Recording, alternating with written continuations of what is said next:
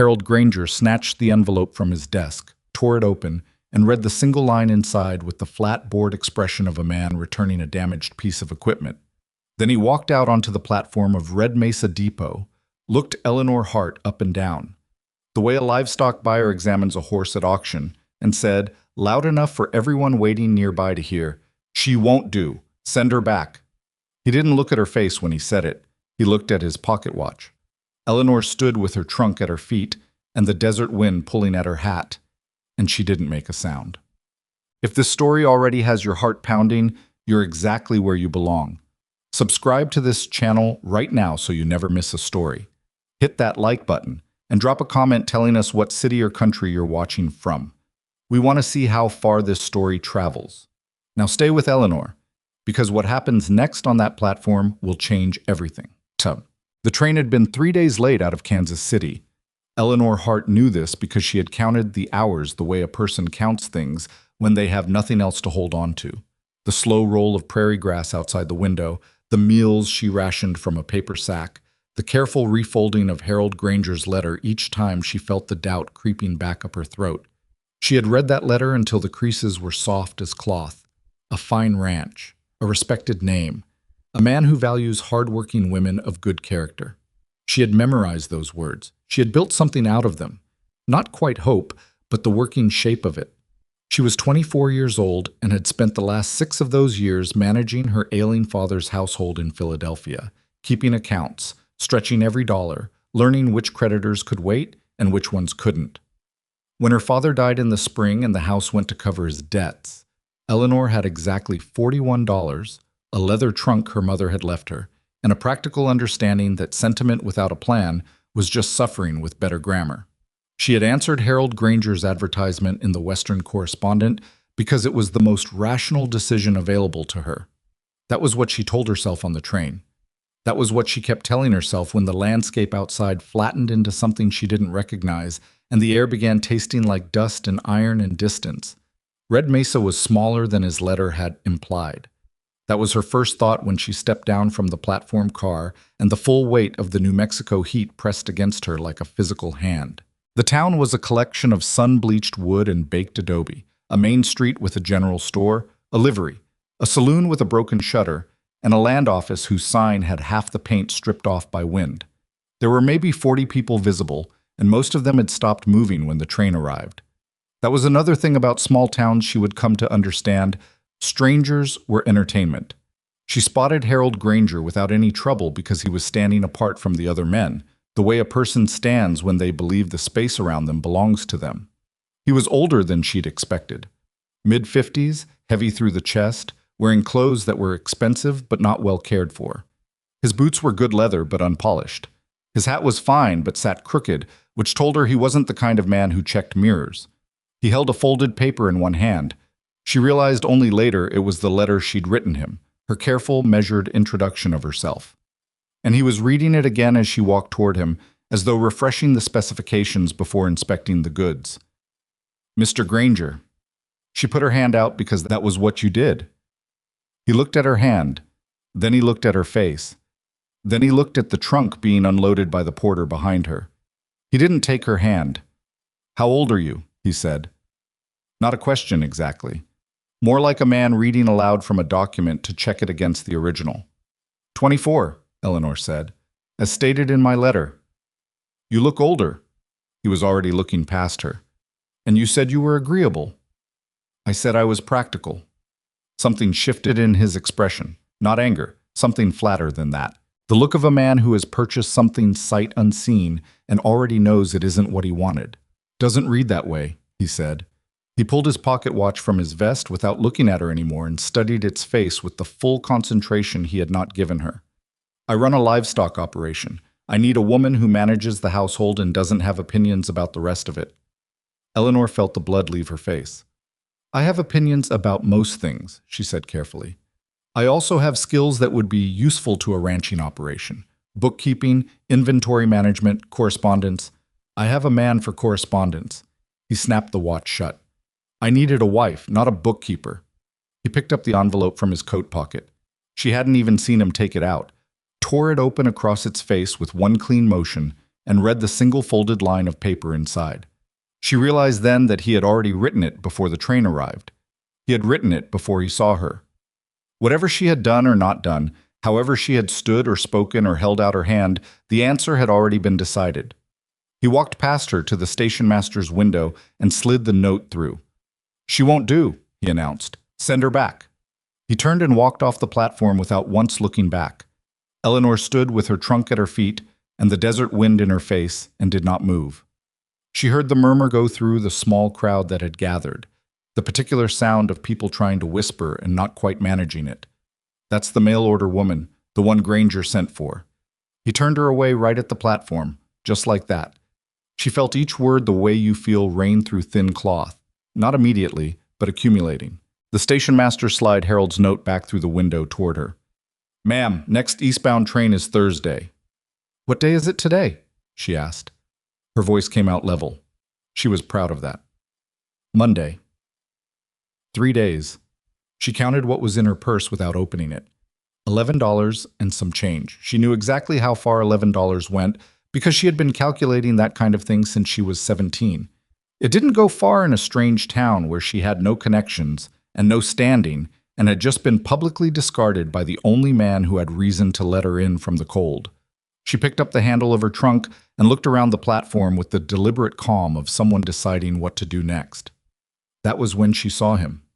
He was standing against the far wall of the depot building, away from the cluster of gawkers, leaning with one shoulder against the weathered wood with his arms crossed and his hat pulled low enough that she couldn't read his expression clearly.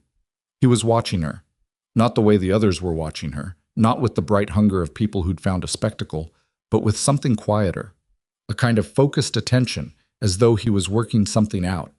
He wasn't young, late 30s maybe. Wide through the shoulders, the kind of build that came from actual work rather than deliberate effort.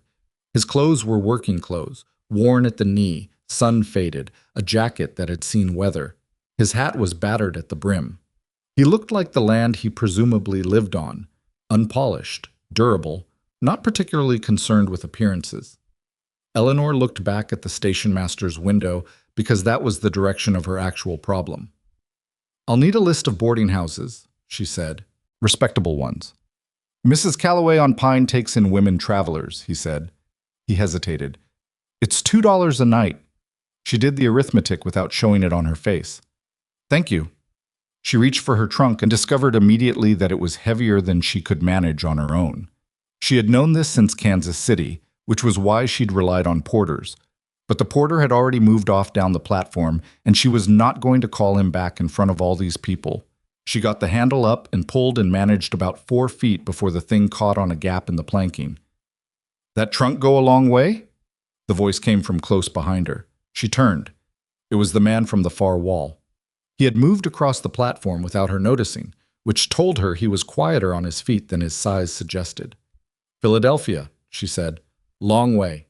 He bent and picked up the trunk by both ends, straightening easily with it under one arm, the way a man picks up a feed sack. "You staying at Calloway's?" "That's not decided yet." She was watching him with the particular wariness of a woman alone in an unfamiliar place with an unfamiliar man. He seemed to understand this. He set the trunk down again, slowly, and stepped back enough to not be crowding her. "Gideon Mercer," he said. "I have a ranch 5 miles out. The Broken Spur." He paused. "I was here to pick up feed supplies." "Eleanor Hart. I know who you are." He glanced past her toward the spot where Harold Granger had stood. "Everybody in this town knows who you are now. That's going to cause you problems." "I'm aware," she said. "Are you?" He looked at her steadily, and she had the disconcerting sense that he was the first person on this entire platform who was actually seeing her rather than the situation. "Granger runs this valley. Half the men in town work for him directly or owe him money. A single woman he's publicly dismissed." He stopped. Started again with more precision. "There are men in this town who will decide that means you're available, and not in the way you'd want." Eleanor's chin came up slightly. "Then I'll make my position clear to them." That generally doesn't work as well as it should. He wasn't arguing with her, she realized. He was informing her. There was a difference. You need somewhere to be. Somewhere with a clear arrangement that people understand. "Mrs. Calloway." Callaway's is fine for 2 nights. After that, people start to wonder. And when they wonder, they start talking. And when they talk, he stopped again. Something moved across his face that she couldn't name. It's not fair, he said. It's just how it is. Eleanor looked at him. Then she looked at the depot around them and the town beyond it, and she did the same kind of calculation she always did. Not the one that felt good, but the one that was accurate. What are you suggesting, Mr. Mercer? He took a breath. Let it out. I have a ranch that needs managing. The house is a wreck. My foreman Pedro does his best, but he's a cattleman, not a housekeeper. I've been meaning to get someone in to run the household. Accounts, supplies, correspondence with buyers. He said it simply, flatly, without decoration. It's honest work. You'd have your own room, your own wage, a clear arrangement that everyone understands. And what do people in this town understand about a single woman living on a bachelor's ranch? Something like a grimace passed across his mouth. That's the problem, he said. They don't understand it kindly. Eleanor waited. He seemed to be deciding something. Then he said, I could introduce you as Mrs. Mercer. The silence on the platform felt very loud suddenly. You're proposing that I pretend to be your wife? She said. I'm proposing a business arrangement with a title that gives you protection. He met her eyes. You'd have your own room and your own wages and the right to leave whenever you like. But you'd have a name that means something in this valley. Nobody bothers a married woman the same way they bother an unmarried one. Especially not, he stopped, especially not after what happened today. Eleanor thought about the $11 in her purse. She thought about 3 days until the eastbound train. She thought about Philadelphia, where she had no house and no family and no position, and she thought about the way Harold Granger had read his pocket watch while she was still standing in front of him. I'm not a person who makes decisions without information, she said. If I consider this, I'd need to understand the full arrangement, work duties, wages, living conditions. What happens if either party decides the arrangement isn't working? He didn't look surprised by any of this. He nodded, slow and deliberate. That seems right. And I'd need to speak with your foreman. Something in his face shifted. Not quite humor, but adjacent to it. Pedro's going to like you, he said. I haven't decided anything yet. No. He reached for her trunk again. But you're thinking about it. She almost told him to put the trunk down. Instead, she watched him lift it and waited to see which direction he walked. He walked toward the depot door. Then he stopped and turned back and said to the people still watching from the platform, and there were still people watching, that quiet, desperate ring of neighbors with nothing better to do, said it in a voice that was calm and carrying and entirely certain. My wife is coming home. Eleanor heard the words land across the platform, heard the silence that followed them. She felt every eye swing from him to her and back again. She hadn't agreed to anything. She hadn't said a single word. And yet somehow in the space of 10 minutes, she had gone from being a publicly abandoned mail-order bride to being, in front of witnesses, the wife of a man she had never seen before today. She picked up her traveling bag from where it leaned against the platform railing and followed him through the depot door, because the other options were worse, and she was, before anything else, a practical woman. The wagon ride to Broken Spur took the better part of an hour, and they spent the first 20 minutes of it in complete silence. It wasn't an unfriendly silence. Eleanor had expected something awkward, the strained conversation of two strangers who have accidentally committed themselves to a fiction in front of 40 witnesses. But Gideon Mercer drove his wagon with the same quality of attention he'd had on the platform. Quiet, observant, not performing anything. He watched the road and let her watch the land and didn't fill the quiet with noise for the sake of it. That, she decided, was either a very good sign or a very calculated one. She hadn't figured out which yet. She broke the silence eventually because she had questions, and she had never been good at leaving questions unanswered. How long have you had the ranch? 7 years. Bought it off a man who thought the water situation was worse than it was. Was it? Creek runs reliable 9 months of the year. The other 3 you manage. He said it without complaint, as though managing a scarce resource for 3 months annually was simply a condition of the land, which it was. You know anything about ranch accounts? I know accounts, she said. I don't know cattle specifically. Pedro knows cattle. What he doesn't know is whether we're making money. A pause. We're not making enough. I know that much. I don't know where it's going. Eleanor filed this away. You haven't had anyone keeping books? I kept them myself until 3 years ago. Then things got busy and He stopped. I stopped keeping them. That's a problem. I know it's a problem. He didn't sound defensive, just tired in the way of someone who knows a thing is wrong and hasn't had the hands free to fix it. That's part of why I need someone who can manage the house accounts properly. They hit a rut in the road and the wagon jolted. Eleanor grabbed the side rail and Gideon reached across her without thinking. A reflex, the kind of move a person makes without calculation, and steadied her with one hand at her elbow. He pulled back immediately. Sorry, he said. Don't be. She settled herself. What happened to your last housekeeper? A beat. Married a miner from Silver City and moved on. And before her? Another beat, slightly longer. Mrs. Holt. She died. Eleanor looked at him. How? Fever. 4 winters back. He was quiet for a moment. She was 62 and had been running that kitchen since my father built the house. I didn't look for a replacement after that. He stopped again. He did that, she noticed, started a sentence and then decided against whatever came next. Pedro managed. You said the house is a wreck. I said I'd been meaning to get someone in. But you didn't. No. He looked at the road. No, I didn't. She thought about what a man leaves alone for 4 winters. What kind of grief made a person stop replacing what was lost, stop maintaining what they had, let things go to wreck? She didn't ask about it. It wasn't the kind of question you asked a stranger, and she was professional enough to know that understanding his situation was useful to her and prying into his pain was not. The ranch came into view as they rounded a low hill, and she saw immediately what he meant. The house was built well, solid adobe, good bones, a wide porch that ran the full front length, but the porch railing was missing 2 sections. The garden beds along the south wall were overgrown with whatever had chosen to grow there. One of the shutters hung at an angle. The yard was clean but bare, functional, stripped of anything that wasn't strictly necessary. It was the property of a man who had removed sentiment from the equation entirely. It's sound, Gideon said, with a flatness that told her he was prepared for a worse reaction. I can see that, she said, because the bones were good, and she had learned to look at bones. A man came out of the barn as the wagon pulled up. Short, solid, brown-skinned, with quick dark eyes, and a hat that had been through worse weather than his face had. He looked at the wagon, then at Eleanor, then at Gideon, with an expression that said approximately 17 things without words. Pedro. Gideon climbed down. This is Eleanor Hart. She's going to be managing the household. Pedro looked at Eleanor with steady, measuring attention. You know about ranches?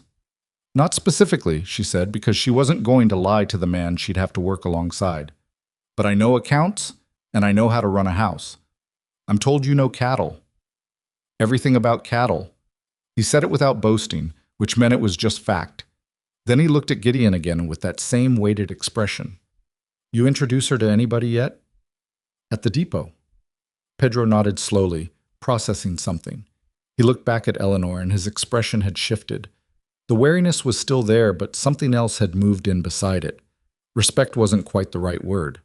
Readiness, maybe. The look of a man sizing up a new hand and deciding they might be worth the work. You're going to want to see the kitchen first, he said. It's the worst room. Show me, she said. The kitchen was, in fact, terrible, not unsalvageable. Eleanor had learned in her father's declining years to distinguish between terrible and ruined, but bad. The shelves were half-organized, a chaotic mixture of supplies that had been put away by someone who knew where things were in their head, but had never considered that anyone else might need to find them. There were 3 months of receipts in a tin box that had never been reconciled. The larder had gaps where basic staples should have been, and duplicates of things that wouldn't be used up before they went bad. Whoever had been making purchasing decisions had been doing it by memory and instinct, which worked until it didn't. She stood in the kitchen with Pedro and Gideon both watching her and went through the shelves methodically, and she did not say anything except to ask specific questions. When did you last order flour? Who do you buy from in town? Does the price change seasonally? Pedro answered most of them. Gideon answered the ones Pedro couldn't. When she finished, she turned around. You're spending roughly 30% more than you need to on supplies, she said. Some of that is purchasing pattern. You're buying in small quantities at town prices when you could be ordering in bulk from Albuquerque. Some of it is spoilage from poor rotation." She paused. "And someone has been skimming from the household fund." The silence that followed was a different quality than any previous silence. Gideon's face went flat. "How much?" "I'd need to reconcile the full accounts to give you a number." She held his gaze. "But it's consistent. Small amounts, regularly. Whoever it is, they've been careful." Pedro made a sound in his throat that wasn't quite a word. His jaw had tightened. "I had a man in town picking up supplies for the last 8 months. Ruiz. I hired him after—" He stopped, glanced at Gideon. "After we lost 2 hands in the fall." "Ruiz is still on payroll?" Gideon's voice was quiet, that kind of quiet. "For the supply runs, yes." "Not anymore." Pedro nodded once, sharp. "I'll handle it." Eleanor looked between them. She thought about saying something measured and professional about due diligence and evidence before drawing conclusions. Then she looked at Gideon's face and decided the conclusion was probably correct and her measured observation could wait. "I'll have the accounts reconciled by end of week," she said instead, "and a list of what needs to be ordered and from where." Gideon looked at her for a moment with an expression that was hard to read. Not gratitude exactly, something more complicated. "All right," he said. "Oh." That night she sat at the kitchen table with the tin box of receipts and the ranch's account ledger, which was 3 years out of date, and she worked by lamplight until the candle had burned down 2 inches. The house around her made the sounds that old houses make. Wood settling, wind against the south wall, the distant movement of horses in the barn. She had half expected the silence to feel threatening, this far from everything she knew. But it didn't.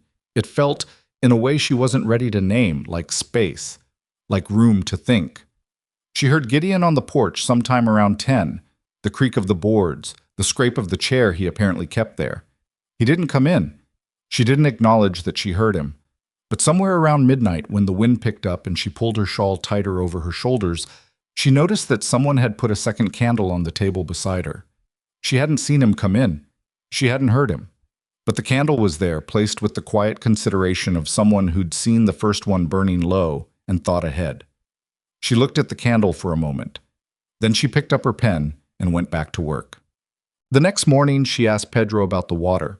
She asked because she had been reviewing the ranch's correspondence, or the absence of it, and she had found 3 letters from something called the Consolidated Grazing and Water Authority of Red Mesa, all dated within the last year, all left unanswered. The language in them was the specific kind of legal adjacent language that meant nothing on the surface and everything underneath. "The creek," Pedro said carefully. His hands had gone still on the fence post he'd been working. "You saw the letters." "I found them in the correspondence file, which is not really a file, it's a box, and it has 3 years of unanswered mail in it." She kept her voice neutral. "What is the Consolidated Authority?" Pedro leaned against the fence and looked at the horizon for a moment. Then he looked at her. "You need to ask Mercer that question." "I'm asking you." He studied her with that steady, dark gaze of his. Whatever he was calculating, he calculated it quickly. "Granger," he said, "and a man named Calhoun from Silver City, and 2 or 3 others. They formed a business entity about 2 years ago. They've been—" He paused, choosing words. "They've been making offers on properties that control the water in this valley. When the offers get refused, other things start happening." "What kind of things?" "Fences cut, cattle moved, paperwork that shows up claiming the water rights were sold years ago to someone nobody's ever heard of." He said it flat, factual, the way a man reports weather. 2 ranches went under last spring, sold at a loss to get out. Rosario Vega held on until August, and then her well went dry, and she couldn't prove it wasn't natural. He stopped. "It wasn't natural." Eleanor thought about Harold Granger and his pocket watch, and the flat, bored expression of a man who had returned a defective piece of equipment.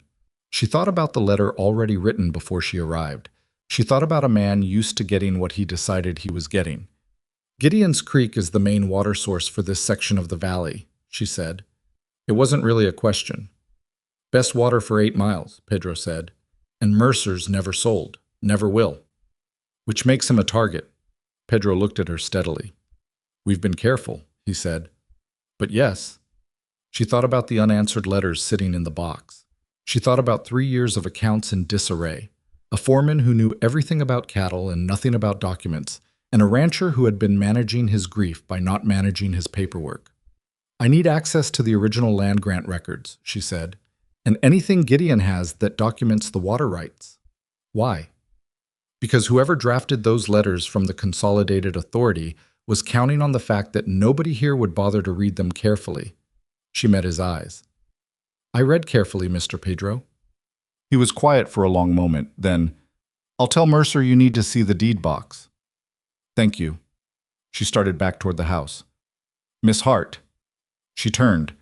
Pedro's expression had shifted into something she hadn't seen on him before, something warmer, more careful. "What Mercer did at the station," he said. "He's not a man who does things without thinking them through, you understand?" She wasn't entirely sure she did, but she nodded. "And what you did," Pedro continued, "walking through that door with him, that took something." He picked up his fence post again. "Just so you know, somebody noticed." Eleanor turned and walked back to the house, and she made sure her face was composed before she came through the kitchen door, because composure was one of the things she was good at, and she needed to be good at the things she was good at right now. She had 3 years of accounts to reconstruct and a set of fraudulent water authority letters to decode. And somewhere in this territory, Harold Granger was sitting in his fine, uncomfortable house with his expensive, unpolished boots, and he had not yet understood the mistake he had made at the depot. She intended to understand it for him, thoroughly, in writing, with documentation. She put the kettle on and opened the deed box and got to work. The accounts didn't lie, but they took 3 days to make them tell the truth clearly. Eleanor worked through the deed box the way she had worked through her father's finances in those last difficult years, methodically, without rushing toward conclusions, following each thread until it either resolved or revealed why it couldn't.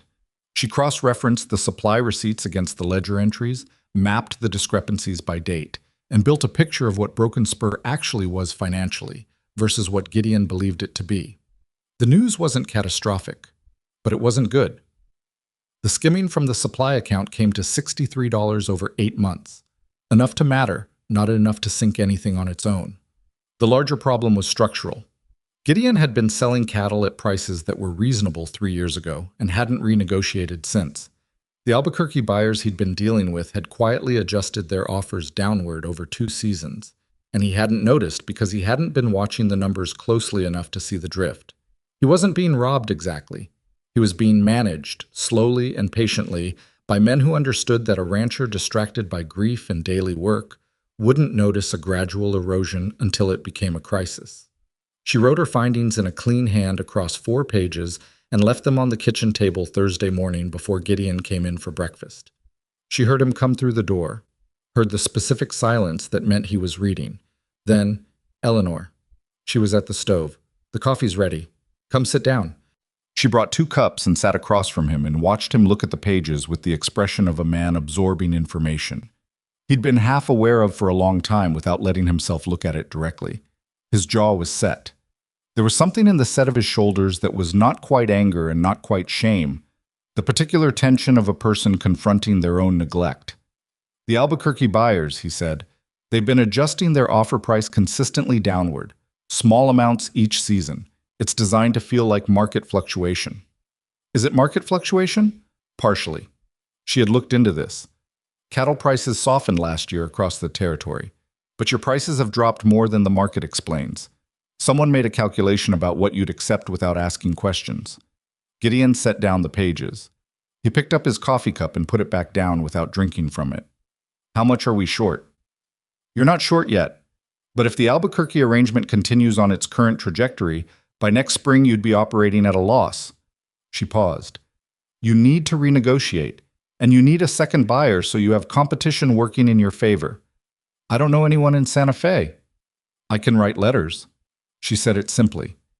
"If you give me authorization to correspond on the ranch's behalf, I can contact buyers in Santa Fe and Las Cruces and create a competitive situation before the fall drives." He looked at her across the table. "You've been here 4 days." 3.5. Something that wasn't quite a smile moved at the corner of his mouth. "And you already know what we need better than I do." "You knew what you needed," she said.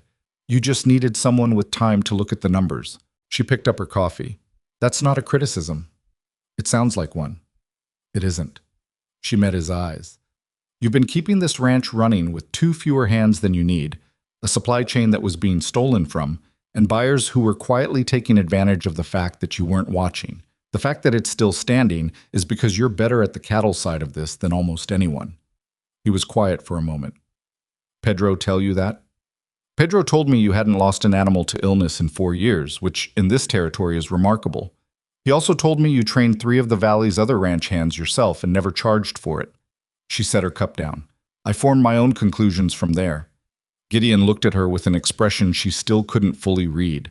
It was the look of a man who had been handling things alone for long enough that being seen clearly by someone else had become an unfamiliar sensation. Write the letters, he said. Santa Fe and Las Cruces both. I'll need your name on them. You'll have it. She nodded and stood to refill her cup, and that was the end of the conversation. But something in the room felt different afterward. The air had shifted slightly, the way it does when two people have decided, without saying so explicitly, that they are going to work together seriously. She didn't examine that feeling too closely. She had letters to write. The letters went out Friday on the southbound mail. By Saturday, she had turned her attention to the 3 documents from the Consolidated Grazing and Water Authority. She spread them across the kitchen table in chronological order and read each one twice. And then she read the land grant documentation that Gideon had in the deed box. And then she read the letters a 3rd time with the land grant beside them.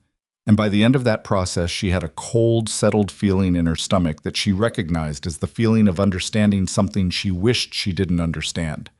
The letters were not, on their surface, threatening. That was the sophistication of them. The first, dated 14 months ago, was a simple inquiry about whether the Mercer Ranch would be interested in joining a voluntary water management cooperative. The language was friendly, even neighborly. The second, 6 months later, expressed gentle concern about whether Gideon was aware that his 1871 water rights filing might contain what they described as a clerical irregularity. They were, they said, only flagging this as a courtesy, and would he please contact their office at his earliest convenience. The third, 3 months ago, was considerably less friendly, though it still dressed itself in the language of bureaucratic concern. It referenced a survey conducted by the authority's appointed assessor that purported to show the creek's primary source lying on land whose ownership was, they claimed, currently in question. That last phrase was the one that made her stop and go back to the land grant. The original Mercer land grant from 1873 described the property boundaries in the language of the period. Compass directions, natural landmarks, distances in chains. Eleanor was not a surveyor, but she was a woman who had spent 3 years working through her father's legal correspondence when he could no longer read clearly, and she had learned to parse legal language the way a person learns to identify bad timber, by feel, by the grain of it, by what it was trying to hide. What the Consolidated Authority's survey was claiming, she realized, was that the creek's headwaters originated not on Mercer land, but on a parcel to the northwest that had been sold, sometime in the last 2 years, to a holding company called Territorial Grazing Associates. She went back through the deed box until she found the 1873 survey map. She unfolded it carefully, because it was old and the paper was thin at the creases. She laid it next to the authority's 3rd letter and compared the property lines. The authority's survey had moved the boundary, not by much. A 1/4 mile at the northwest corner, drawn slightly differently, described in language just different enough from the original to be deniable as a measurement variation. But a 1/4 mile was enough to put the creek's source on the disputed parcel. And if the creek's source was on land held by Territorial Grazing Associates, which she suspected was Harold Granger by another name, then the water rights weren't Gideon's to defend. She sat with this for a long time. Then she went to find Pedro. She found him in the barn working on a harness that had needed repair since before she arrived. She stood in the barn door and said, "I need to ask you something directly, and I need you to answer me the same way." Pedro looked up. "All right. Territorial Grazing Associates. Do you know that name?" A muscle in his jaw moved. "Where did you see it?" "In the 3rd letter from the Consolidated Authority. They're claiming the northwest parcel was sold to Territorial Grazing Associates, and that it affects the creek rights." She paused. "Is Granger behind that company?" Pedro set the harness down across his knee. He looked at her steadily for 3 or 4 seconds. "We don't have proof of that." "But you believe it?" "Yes." Flat, simple. Tom Calhoun from Silver City is the registered agent. He does business with Granger. Everybody in the valley knows it, and nobody can prove it. Eleanor looked at the barn wall for a moment, thinking. If the original survey is wrong, if the boundary was drawn correctly in 1873 and the creek's source has always been on Mercer land, then the authorities' claim falls apart. If, Pedro said, the word carried significant weight.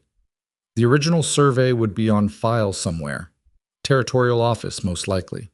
Santa Fe. Mercer requested it 2 years ago when the first letter came. They wrote back saying the record was unavailable. He paused, which means either it was lost or someone made sure it was unavailable. This did not surprise her. Is there another copy? Any copy? Pedro was quiet for a moment. He reached up and scratched the back of his neck under his hat. Old Hensley, he said finally. Ed Hensley. He was the county surveyor in 1873. He's retired now, lives out past Coyote Creek, maybe 20 miles north. Eleanor straightened slightly. He'd have his own records. If he kept them. If he's still sharp enough to remember. Pedro picked up the harness again. He's 70-something and drinks. I don't know what kind of condition his papers are in. But it's possible. It's possible. He looked at her. You'd need Mercer's permission to go out there, and you'd need someone to ride with you. It's not a trip a woman makes alone. I know that. She turned toward the barn door. I'll talk to Gideon. Miss Hart. She stopped. Pedro's voice had changed, gone quieter, more careful. If Granger finds out you're looking into this, it'll get complicated. He doesn't... He stopped. Started again. The 2 ranches that went under last year. The trouble started when the owners started asking questions. Eleanor stood in the barn doorway with the afternoon light behind her and looked back at Pedro, who was watching her with the particular expression of a man who has said all he can say and is waiting to see what the person does with it. I'll be careful, she said. Careful and quiet are different things, he said. You might want to be both. She talked to Gideon that evening on the porch. She told him what she'd found in the letters and what she'd compared to the survey map and what Pedro had told her about Territorial Grazing Associates. She told it in order, without editorializing, because she had learned that the most effective way to make someone understand an unpleasant situation was to let the facts do the alarming themselves. Gideon listened without interrupting. He sat in his porch chair with his forearms on his knees and his eyes on the yard. And his face did the things a face does when a person is working hard to stay calm about something that makes them want to be anything but calm. When she finished, he was quiet for a long time. I knew about the letters, he said finally. I know you did. I didn't... He stopped, rubbed the back of his hand across his jaw. I didn't think they were serious. I thought it was Granger being Granger, pushing at things to see what moved. It's more organized than that, Eleanor said. Someone with legal knowledge drafted those documents. The language is specific in ways that weren't accidental. He hired a lawyer from Albuquerque, Gideon said. Year ago. Word got around. He was quiet again, then, Hensley. You think his records would hold up? If they match the original 1873 description, they establish that the survey map the authority is using is wrong. That gives you grounds to challenge the Northwest parcel claim. She paused. It might not be enough on its own. But it's a start, and right now you have nothing. He turned his head and looked at her. In the fading light, his face was harder to read than usual, all shadows and angles. You've been here less than a week, he said. Yes, and you found more in that deed box than I did in 2 years of looking at it. You weren't looking at it. You were looking at cattle. She said it without accusation. That's not a failure, Gideon. It's a division of attention that left a gap. He seemed to think about this. Then he said, if I ride to Hensley's, Granger's men will notice I left. They watch this ranch. Have been for months. If you ride to Hensley's, she said carefully, yes. If I ride to Hensley's with Pedro as an escort, it looks like a household errand. He looked at her. You'd pass for a rancher's wife going on an errand. I've been passing for a rancher's wife in this town for 6 days, she said. I've gotten good at it. Something moved through his expression. Not amusement exactly, but something that lived near it. He looked away. Pedro can take you Tuesday. I'll make sure there's business in town to account for where I am. Agreed. She stood. I'll bring the survey map and the letters. If Hensley has his records, I want to make the comparison on site. Eleanor. She had turned toward the door. She stopped. Be careful what you say if you run into anyone on the road. About why you're going north. Household errand, she said. Visiting a neighbor, that's all. He nodded. She went inside. She stood for a moment in the kitchen in the dark before she lit the lamp and let herself feel the weight of what she'd gotten herself into. Not the practical weight. She was used to practical weight, but the other kind. The kind that came from realizing that she was 6 days out of Philadelphia, living under a borrowed name in a borrowed arrangement, in a territory where powerful men made problems disappear by making people disappear, and she had just agreed to go looking for the one document that those men most needed to stay buried. She lit the lamp. She put the kettle on. She told herself, as she had told herself many times before, that the difference between a frightening situation and an impossible one was whether there was still something useful you could do. And there was. So she would do it. But Tuesday came gray and cool, which was a mercy in the desert. Pedro rode a bay horse, and Eleanor rode a brown mare named Clara that Gideon had saddled himself without comment and left tied at the porch rail with her saddlebag already packed with water and dried beef. She hadn't asked him to do that. She found, as they rode out through the ranch gate, that the thought of him doing it without being asked had lodged somewhere in her chest in a way she didn't entirely know what to do with. She pushed it aside. She had the survey map folded in the saddlebag and a list of specific questions for Ed Hensley, and that was what needed her attention. The ride north took most of the morning. Pedro was not a talkative man, which she had already come to appreciate, but he talked when there was something worth saying, and on the way he told her more about the valley.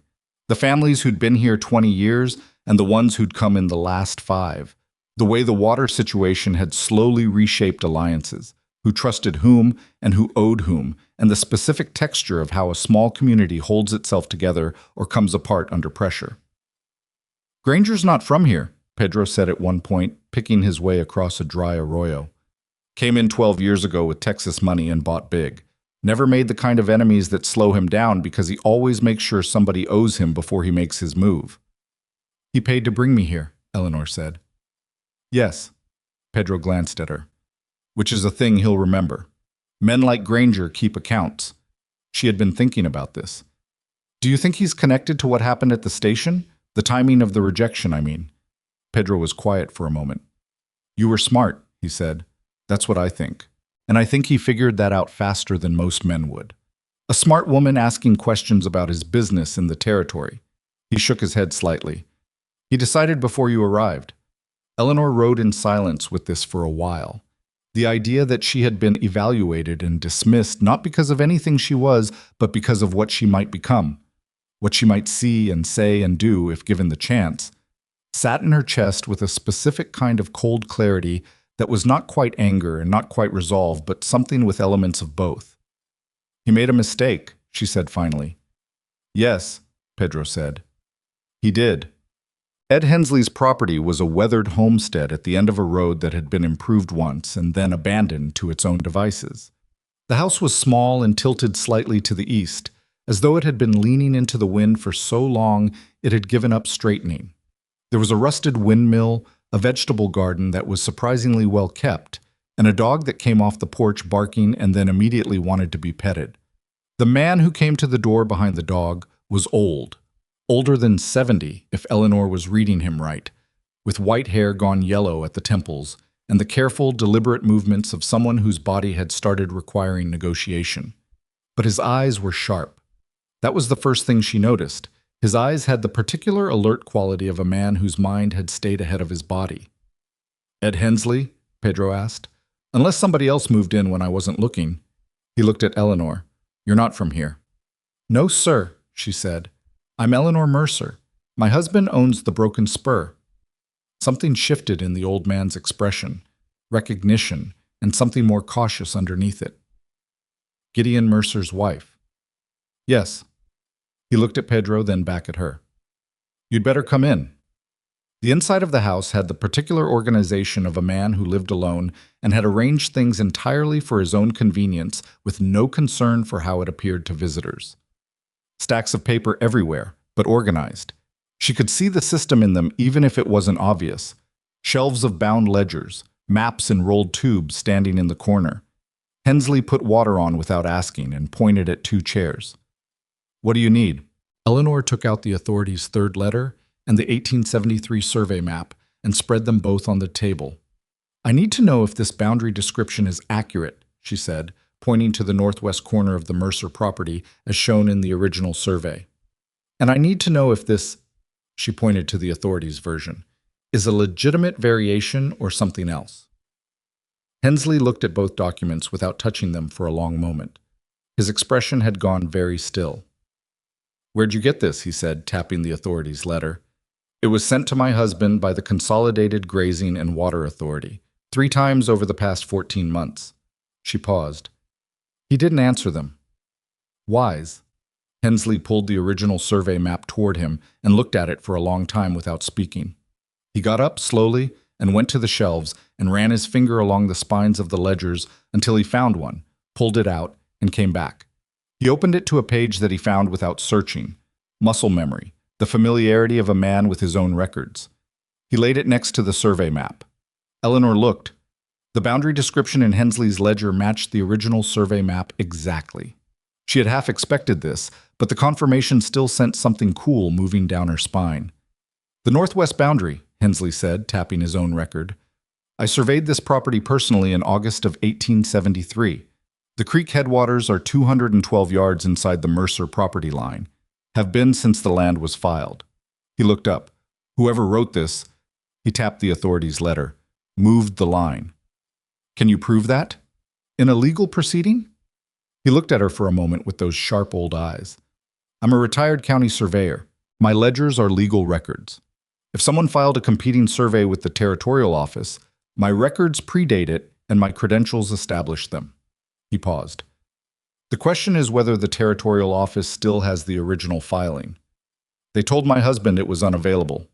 Hensley's mouth pressed together. Did they? He said it quietly, in the tone of a man confirming something he suspected. Is there a copy anywhere else? He was quiet for a moment. I filed a duplicate with the District Land Office in Mesilla in 1873. Standard practice for contested properties. The Mercer land had been claimed by 2 different parties before your husband's father bought it, so I filed the duplicate as protection. He looked at his ledger. If the Mesilla office still has its records, and they haven't had the same convenient unavailability, how do I find out? Write to the district recorder, James Whitfield. Tell him you're looking for the 1873 Mercer property filing, duplicate copy, Hensley survey. He looked at her. Use my name. Eleanor was already reaching for the small notebook she carried in her coat pocket. Would you be willing to provide a written statement attesting to the survey as you conducted it and the location of the creek headwaters? Hensley looked at her steadily for a moment. You understand what you're doing, he said. It wasn't a question. I understand that someone is attempting to take my husband's water rights through fraudulent documentation, she said. And I understand that the only way to stop it is through legitimate documentation that's better than theirs. Granger, Hensley said flatly. I didn't say that. You didn't have to. He got up again and went to his writing desk and came back with paper and a pen. He sat down and began writing with the slow, deliberate hand of a man for whom every word in a legal document carried consequence. I'll give you 2 copies, one for your husband's files and one for Mesilla. He paused in his writing and looked up. Don't let these out of your sight on the road back. I won't. And don't tell anyone you came here, not yet. He went back to writing. If Granger knows you're building a case before you have Messilla's confirmation, he'll move faster than you're ready for. Pedro, who had been standing quietly near the door, met Eleanor's eyes across the room. She gave a small nod. He returned it. They rode back in the late afternoon with Hensley's statements in the saddlebag next to the survey map and the letters. The light had turned orange and flat across the desert, and the shadows of the horses stretched long ahead of them on the road. You knew he'd have records, Pedro said. I hoped he would. You seemed sure. I've learned not to act uncertain when I need people to cooperate, she said. It's not the same as being sure. Pedro made a sound that might have been acknowledgement or might have been something warmer. Mercer's going to want to know all of this tonight. I know. He's going to want to ride to Mesilla himself. He can't, she said. If Granger's men are watching the ranch, and you said they are, Gideon leaving for Mesilla signals exactly what we're doing. The letter needs to go by mail, quietly. Mercer doesn't do things quietly when it comes to his land. Then we'll have a conversation about that. She kept her eyes on the road ahead. He's reasonable. He's stubborn, Pedro said. He's reasonable when he's not angry, and this is going to make him angry. Eleanor thought about this. Then we tell him the plan before we tell him the full scope of the threat. Give him the solution before the problem. Pedro was quiet for a moment. Then, you're good at this. At managing stubborn men? At thinking about people, he said. What they need to hear and in what order. She didn't answer that. She wasn't sure if it was a skill or just something that happened when you paid close enough attention. They reached the broken spur gate as the last of the light was going out of the sky. Gideon was at the fence near the barn. Not waiting exactly, but present in a way that suggested he'd found a reason to be near the gate around the time they'd be returning. He came forward when he saw them and took Claire's bridle when Eleanor dismounted, which was the kind of thing that could be purely practical and could be something else and probably wasn't worth deciding right now. Hensley had his records, she said, before he could ask. The tension in his shoulders shifted, not gone, but reorganized. And?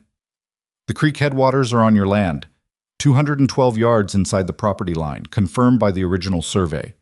She reached into the saddlebag and handed him Hensley's statement. He gave us 2 signed copies, one for Masila. Gideon read the statement in the failing light. His jaw was set. Something moved through his expression that was layered, relief underneath and anger on top, and underneath both of those something harder and more settled that she hadn't seen in him before. Granger moved the boundary, he said. The authorities' survey moved the boundary. We don't have proof of who commissioned it. I know who commissioned it. Knowing and proving are different things, which is why the next step is Messiah and not a confrontation. He looked at her. The anger in his face was still there, but he was holding it with both hands, keeping it from running. Messiah takes time. Yes, it does. She met his eyes. I know that's not what you want to hear. He was quiet for a moment. Then, what I want to hear and what's right are often not the same thing. He folded the statement carefully. I know that. She looked at him. This man who had picked up a stranger's trunk without being asked and announced a fiction to protect someone he didn't know and then left a candle on a table in the dark. And she thought that there were many kinds of decency in the world, and some of them announced themselves loudly, and some of them just quietly did the next useful thing. Write the letter to Messiah tonight, he said. I'll sign it in the morning. I'll have it ready. She turned toward the house. Eleanor? She stopped. He was still holding Hensley's statement, folded now, in one hand. What you did today, going out there, knowing what Granger might do if he found out. He stopped. Something in his voice had roughened. That wasn't part of the arrangement. She considered several answers. She settled on the true one. No, she said, it wasn't. She went inside and lit the lamp and sat down at the kitchen table, and she let herself feel, for just a moment, the fear that she had been carrying since Tuesday morning and setting aside each time it surfaced. Let it move through her and then set it aside again, because the letter to Messiah needed writing, and it needed to be clear and precise and correct in every particular. She uncapped the ink and pulled the paper toward her and began. Outside, she heard Gideon on the porch for a long time that night, longer than usual. She didn't say anything about it, but she kept the lamp burning. The letter to Messiah went out Wednesday morning, tucked into the regular mail run with nothing on the outside to distinguish it from any other ranch correspondence. Eleanor had written it in her clearest hand, precise and formal, referencing Hensley by name and credential and requesting the duplicate filing with the specific case number she'd found in Hensley's ledger. She'd asked Gideon to sign it, and he had, without reading it over the way she'd half expected him to, which told her something about how far the trust between them had moved in 2 weeks. What she hadn't told him was that she'd written a second letter the same night, to a land attorney in Santa Fe whose name she'd found in one of the unanswered correspondence files, a man named Garrett, who had represented small ranchers in water disputes before. She'd written to him on her own authority, using her own name, explaining the situation and asking what it would cost to have someone with legal standing review the authorities' survey claim. She hadn't mentioned this to Gideon because she wasn't sure he'd accept the help, and she needed to know if help was available before she could argue for accepting it.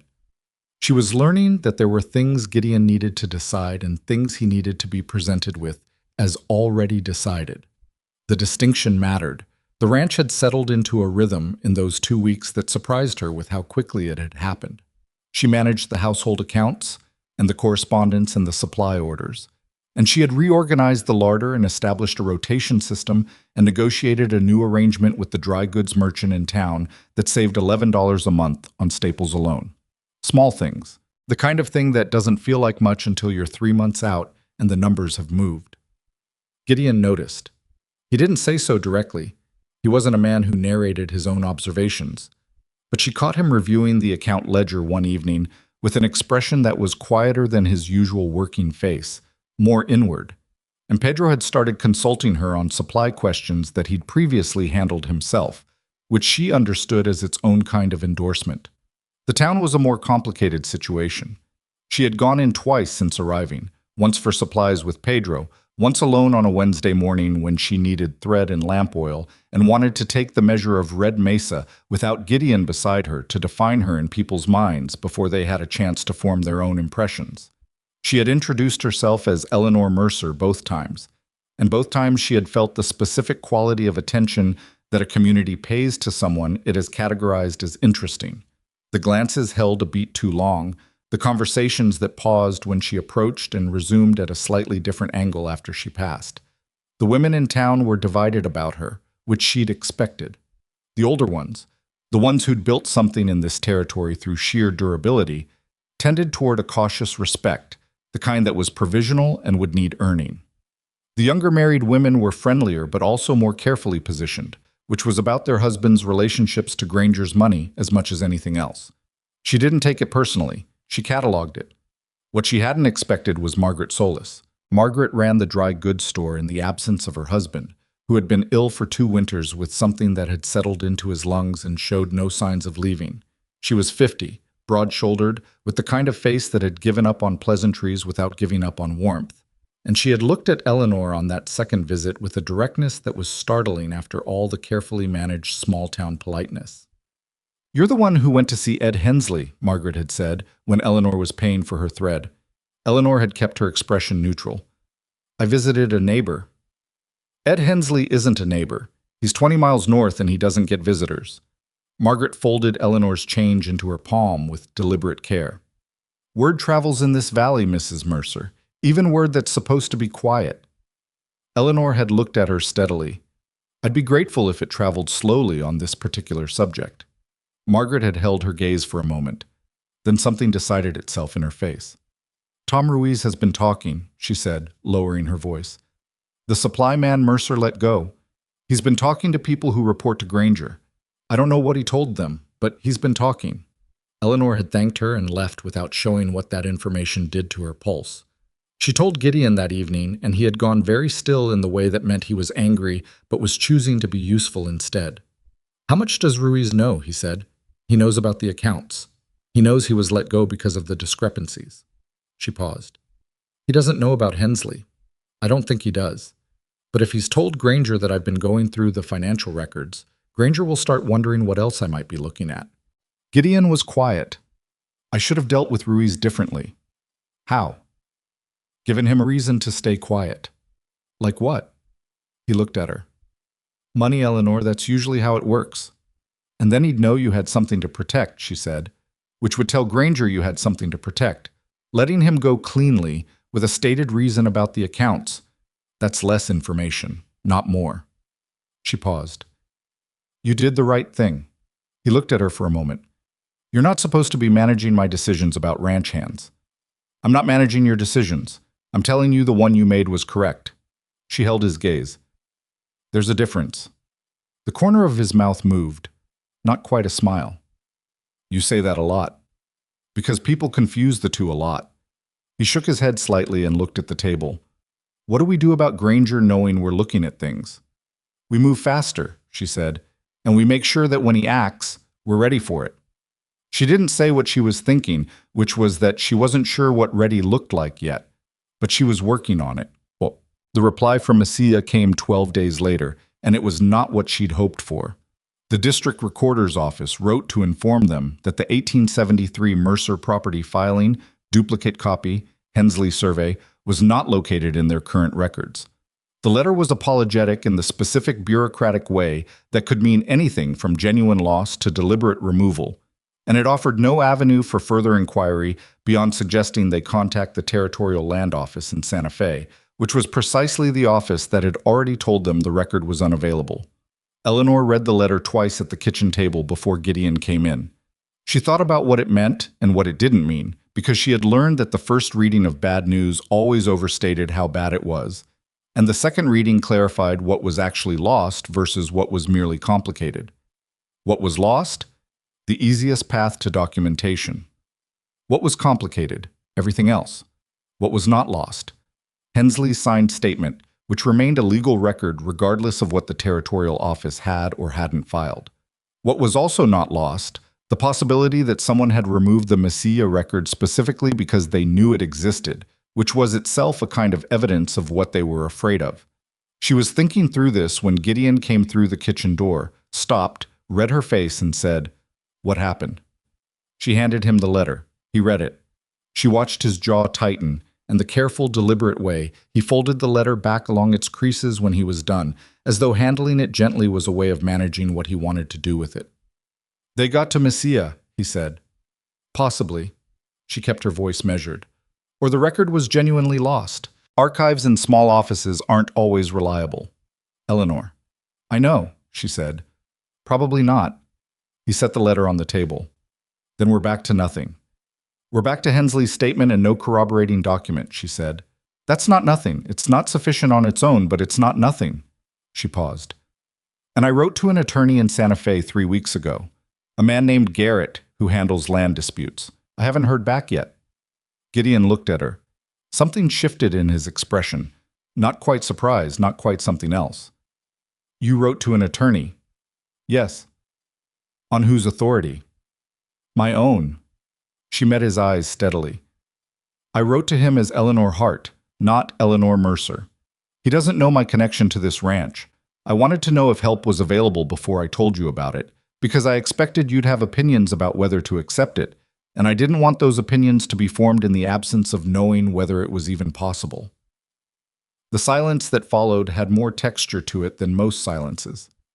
"You went around me," he said. "I went ahead of you," she said, "to prepare the ground. There's a difference." "You say that a lot too." "Because it keeps being relevant."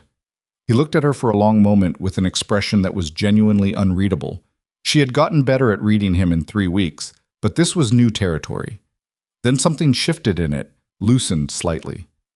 "What did you say to him?" he said. "In the letter." She told him. Precisely.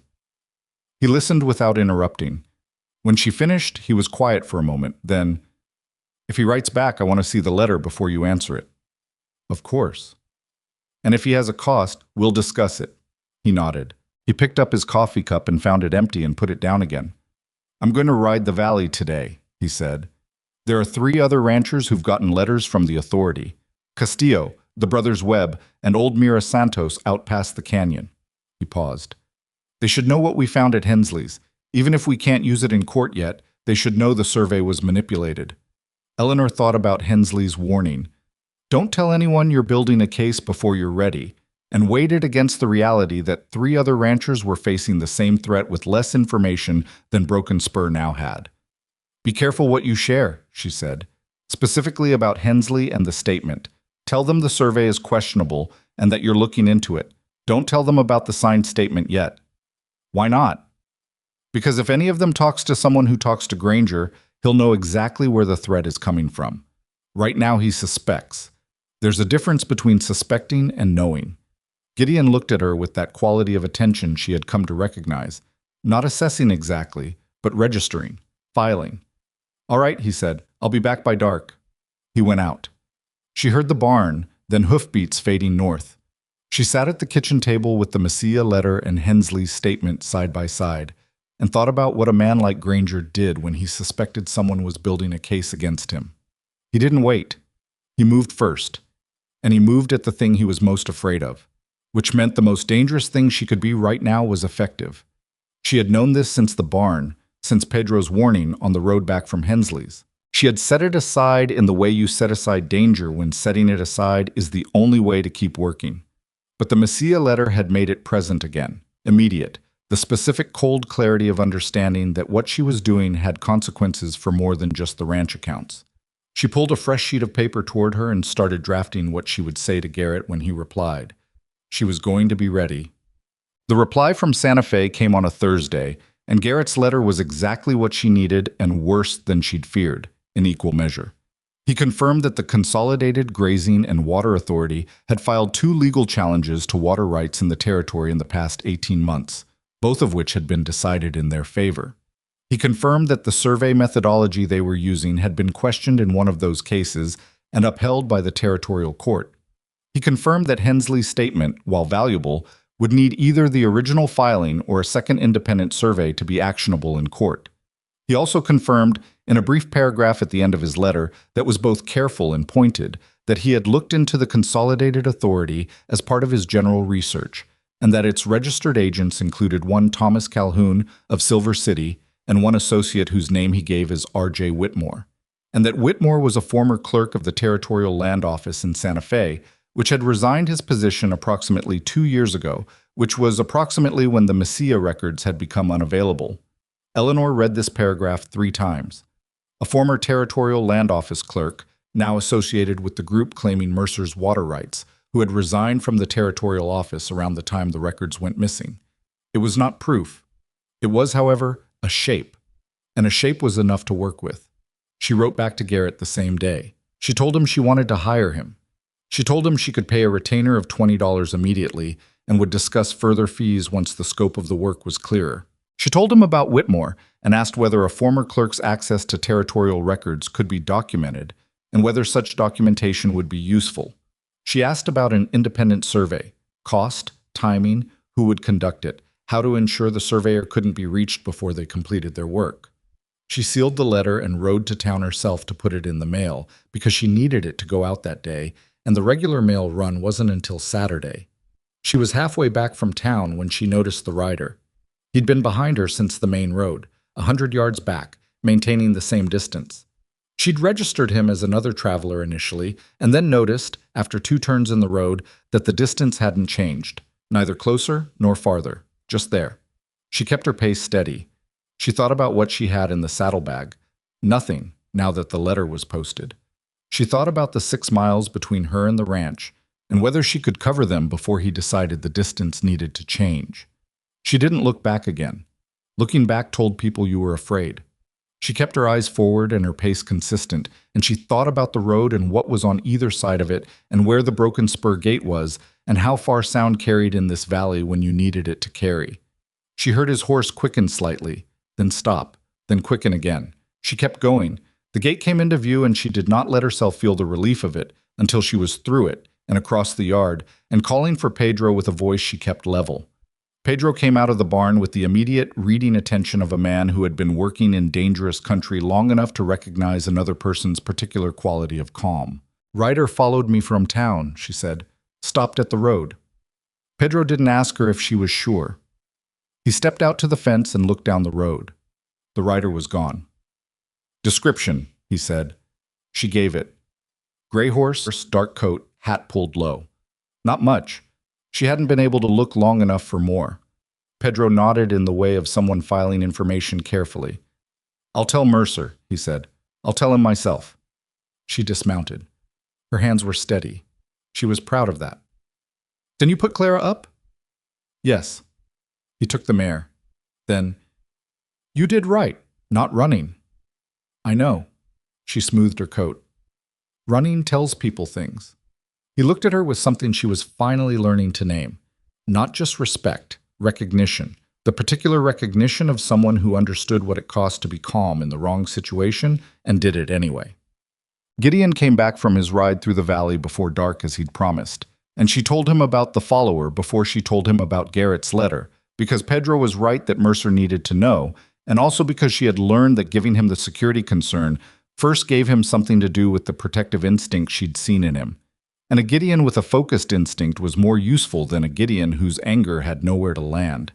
He listened to the description of the rider. His face was very still. "You're sure it wasn't coincidence?" "I'm sure." "How?" Because coincidence doesn't stop when you stop and speed up when you speed up. It has somewhere it's going. He was quiet for a moment. Did you recognize him?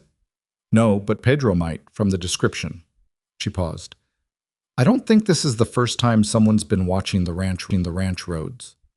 Something moved through his expression that was older than anger, weary in a way that a person gets when a threat they've been waiting for finally takes a visible shape. No, he said, it's not. She took out Garrett's letter then and put it on the table between them and watched him read it. He read it slower than the Messia letter. He read the paragraph about Whitmore twice. She watched him process the shape of it, the specific way a careful man absorbs information that confirms the worst version of what he'd suspected. A clerk, he said. A former clerk, with access to filing records, who resigned 2 years ago. She paused. I can't prove he removed the Messia record, but Garrett thinks documenting Whitmore's access and the timeline of his resignation could be useful in establishing a pattern. And Garrett thinks we can win this. She weighed her answer carefully. He thinks we can make a case strong enough that Granger would have to weigh the cost of fighting it publicly against whatever he'd gain from taking the creek. She held his gaze. He's not promising a win. He's saying we can make this expensive for them. Expensive enough that it might not be worth the fight. Gideon looked at the letter. That's not the same as stopping it. No, it's not. She let him sit with that. But it's more than you had 3 weeks ago. He looked up. Because of you. She didn't deflect this. Because we worked on it together, she said. You knew Hensley existed. You knew about the authorities' letters. You needed someone with time to read them carefully. Stop being fair about it, she paused. I'm not being fair, I'm being accurate.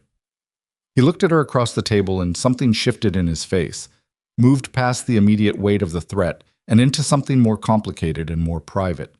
She recognized the look, because she'd been catching versions of it on her own face in the small mirror in her room and not knowing quite what to do with it either. Eleanor, he said. I know, she said. She wasn't sure what she was answering. She picked up the letter. We need to talk about the other ranchers. What did Castillo say? He let her redirect it. He'd gotten 2 letters. Hadn't answered either. He leaned back in his chair. The Webbs have a lawyer already, a cousin in Albuquerque, and Mira Santos. He stopped. Something came into his face that was heavier than the rest of it. Mira got a 4th letter last week from the authority, saying her spring filing was invalid and that she needed to vacate the northeast pasture by the end of the month, or they'd seek a court order. Eleanor was still. That's fast. She's alone, Gideon said. Her husband died in the spring. She's 63 years old, and she's alone. And Granger knows that the spring controls the water for her lower pastures, and if she loses it, she loses the ranch. He paused. She didn't tell anyone because she was ashamed. Ashamed of what? Of needing help. He said it quietly. Of not being able to handle it herself. Eleanor thought about a 63-year-old woman alone on a ranch, reading letters she didn't fully understand that were written by people who understood exactly what they were doing. Thought about how shame keeps people from the one thing they need, which is someone else. What did you tell her? She said. I told her she should have told me sooner and that I was going to help. He paused. I told her my wife was a woman who knew about paperwork and that I'd send her out. Eleanor looked at him. You told her about me. I told her about you, he said, simply, without apology.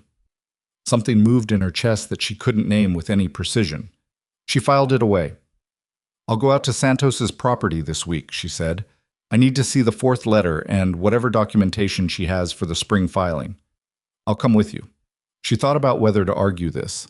She decided not to. All right, well, the attack came on a Friday night 2 days later. She heard it before she understood it, a sound from outside that was wrong in the specific way that sounds are wrong at night when a ranch has animals and all the normal sounds are familiar, and this one wasn't. She was up before she was fully awake, standing in her room in the dark, listening. Horses. Multiple. On the south side of the house, moving fast and then stopping. She pulled on her boots and her coat over her nightclothes, and she went to the window and looked out and saw the shape of 2 riders at the far fence and a third near the barn, and the third one was dismounting, and he had something in his hands that she couldn't make out in the dark except for the way he held it, with the particular deliberateness of someone who is going to use a thing. She crossed the hallway in 4 steps and knocked on Gideon's door hard enough that it was less knocking than hitting. "Get up," she said. "Someone's at the barn." She didn't wait. She went to the kitchen and took the rifle down from the rack on the wall. She had identified its location her first week in the house, because she was a practical woman, and a practical woman in unfamiliar territory looks for the exits and the weapons. And she checked the load with hands that were not quite steady, but were steady enough. Gideon came out of his room already dressed, or partly dressed, which told her he'd been awake too. He had his own gun. He looked at the rifle in her hands with a single brief assessment and said nothing about it. "How many?" he said. "3 that I saw, 2 at the south fence and 1 at the barn." "Pedro." He moved to the back door. "I need to get Pedro." "Pedro's bunkhouse is on the other side of the barn." She caught his arm. "You'd walk out right into them." He stopped. The muscles under her hand were rigid. She could feel the specific quality of restrained motion, a man who wanted to move and was choosing not to. "The barn," she said. "They're after the barn, not the house. If they wanted to come in, they'd have come to the door." She was thinking out loud, keeping her voice low. "They want to send a message, damage something." "Or find something," he said. "The deed box is in the house." She felt cold move through her. "The deed box is in my room," she said, "under the bed." He looked at her. "I moved it 3 days ago," she said. "I thought it was safer closer." From outside came a sound she recognized immediately, and that made everything she'd been thinking abstract become terrifyingly concrete. The specific bright crack of something catching, and then the orange flicker at the bottom of the barn window. "No," Gideon said, and he was moving before she could stop him. She went after him because the alternative was letting him go alone, and she came through the back door into the dark yard, and the smell of smoke was already on the air. Not much, not yet, just the bitter edge of it. And the third man turned from the barn wall when he heard the door. And there was a moment, a fractional second, where everyone in the yard was seeing everyone else and deciding. The man at the barn ran, fast, without hesitation, back to his horse. The 2 at the fence were already wheeling, and she heard hoofbeats before she'd fully processed what was happening. Gideon had reached the barn wall. The fire was small, a lit bundle of brush pressed against the base of the wall, and he kicked it apart with his boot and stamped on it with a controlled ferocity that she recognized as what happened when a man who has been afraid for a long time finally has something he can physically fight. "Pedro." His voice carried across the yard. The bunkhouse door opened. Pedro came out armed and took in the situation in 3 seconds. He looked at the scattered fire, at the riders now disappearing into the dark, at Gideon checking the barn wall for damage, and Eleanor standing 6 feet back with the rifle still in her hands. "Anybody hurt?" Pedro said. "No," Eleanor said. He looked at her, at the rifle, at the steadiness of her hands that she was working harder than she wanted to maintain. Then he crossed the yard and gently, without any production of it, took the rifle from her hands and rested it on his shoulder. "Go inside," he said. "I'm fine." "I know you're fine," he said. "Go inside." She went inside. She put the kettle on because there was nothing else useful to do with her hands, and she needed her hands to be useful. She stood at the stove and listened to Gideon and Pedro outside, but voices, movements, the sounds of the barn being checked. And she thought about the 3 riders and how fast they'd gone and what it meant that they'd run when confronted. They weren't trying to destroy the barn. Pedro confirmed it later, when they were all in the kitchen at the table at 2 in the morning with coffee that nobody was drinking. The fire had been too small, too controlled. Not enough brush to catch the building, just enough to do visible damage and prove capability. "It's a warning," Pedro said. "I know what it is," Gideon said. "They know we've been asking questions," Eleanor said. Both men looked at her. "It's a response to the questions, not to anything else. If this were purely about the water rights, they'd have done this months ago." She paused. "Someone told them we're building something." The name hung in the air without being spoken. Ruiz, or someone else, or the rider who'd followed her from town, or any of a dozen points between the ranch and the information she'd been gathering. "I should move the deed box," Gideon said. He looked at Eleanor. "You said it was under your bed." "It is." "I'm going to take it out of the house." She considered this. "Where?" "Pedro's bunkhouse. Loose board under the front corner. Been there since my father built it." He looked at Pedro. You didn't know about it. Still don't, Pedro said. Gideon nodded. He looked at Eleanor. Hensley's statement is in there, and all the correspondence. I know. She paused. Move it tonight. He went to her room and she didn't follow him, because his going to her room to retrieve something from under her bed was already an intimacy she hadn't prepared for, and she wasn't going to compound it by standing there while he did it. She sat at the kitchen table with her coffee and listened to the sounds of him in the hallway and didn't look up when he went past with the box. When he came back in, he sat down across from her and didn't say anything for a moment. You could leave, he said. This wasn't what you agreed to. She looked at him. In the low light, his face was tired, genuinely tired, the way people look at 2 in the morning when fear has burned off and what's left is the plain fact of the situation. He looked older than he usually did, more human. I agreed to an honest arrangement, she said. This is part of what that arrangement turned out to involve. That's not your fault. It might get worse, he said. I know that. Eleanor. He stopped. He looked at the table, then back at her. I need to know if you're staying because you feel you have to, because of the title, the arrangement. He said it with the particular difficulty of a man who doesn't say personal things easily and is making himself say one. I need to know it's a choice. She looked at him for a long moment, at the tired, honest face of him, at the hands on the table that had stamped out a fire and checked a barn wall and put a candle on a table in the dark. Everything I've done since I stepped off that train has been a choice, she said. Every single one of them. She held his gaze. That's not going to change because 3 men with a bundle of brush decided to frighten us. He was quiet. Then he nodded, once, and the particular tension that had been in him since he'd read Garrett's letter, maybe since longer than that, settled into something different. Not easy, but less alone. Pedro drained his cold coffee and stood. I'm going to check the perimeter, he said, in the tone of a man removing himself from a room with purpose. Be back in an hour. He went out. Eleanor and Gideon sat at the kitchen table in the quiet of the house, and neither of them spoke for a little while. And it was not an uncomfortable silence. It was the silence of 2 people who have, without fully intending to, become essential to each other's situation and are sitting with the specific weight of realizing it. Get some sleep, Gideon said finally. We ride to Santos tomorrow. I know. She stood. Good night, Gideon. Good night. She went to her room and lay down without undressing and looked at the ceiling and listened to the ranch settle back into its nighttime sounds. The horses, the wind, Pedro's footsteps on the perimeter, and eventually the creak of Gideon's chair on the porch, which she had come to understand was where he went when he couldn't sleep and didn't want to be closed in. She thought about the 3 riders and about Garrett's letter and about Mira Santos alone on her ranch, with a letter she was too ashamed to show anyone. She thought about the shape of what they were fighting and whether it was winnable. She thought about Gideon's voice saying, I need to know it's a choice. She thought, it was. From the beginning it was. She just hadn't known all the things she was choosing.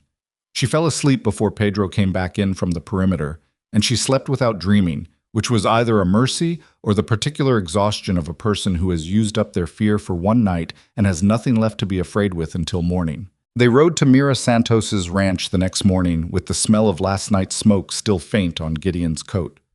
Eleanor had been up before dawn, not because she'd slept badly, but because her mind had already moved ahead to the day's work, and her body had followed without argument. She made coffee and packed a saddlebag with the notes she'd taken from Garrett's letter and a blank ledger for recording whatever documentation Mira had. And when Gideon came in from the barn, she had 2 cups ready and a practical silence that he seemed to understand and appreciate. They didn't talk much on the ride north. There was the kind of easy quiet between them now that takes weeks to build, the kind that doesn't require filling. Eleanor watched the land and thought about Garrett and the independent survey and whether she had enough in the ranch accounts to cover both the retainers she'd already committed to and whatever a surveyor would cost. She had been moving numbers around in her head since yesterday, and the picture wasn't comfortable, but it wasn't impossible. The new arrangement with the Santa Fe cattle buyer she'd corresponded with was generating better returns on the fall drives than the Albuquerque deal had. It wouldn't be enough on its own, but combined with the supply savings and the corrected purchasing rotation, Broken Spur was no longer bleeding money from a dozen small wounds. It was merely facing one very large, very deliberate threat from outside. That, at least, was a problem with the shape. Mira Santos's property sat at the base of a long red rock formation that broke the flat line of the desert like a sentence interrupted mid-word. The house was adobe, older than Broken Spur, with a garden along the west wall that was carefully tended in the particular way of someone who has found that keeping things alive is a form of persistence. There were chickens, a dog of unclear ancestry that came to the gate with more curiosity than aggression, and Mira herself, who appeared in the doorway before they'd fully dismounted, which meant she'd been watching the road. She was smaller than Eleanor had imagined from Gideon's description. 63 years old and built narrow, with white hair pulled back tight and hands that had done 63 years of serious work. Her face was the face of a woman who had decided at some point that things would be hard and had arranged herself accordingly. She looked at Gideon first, and then at Eleanor with the assessing directness of someone who had very little patience left for managing other people's comfort. "You're the wife," she said. "Eleanor," she said. "Mercer." The last name still required a small interior adjustment each time, but she made it without showing it. Mira looked at her for a moment with those weathered eyes. Whatever she was calculating, she calculated it fast.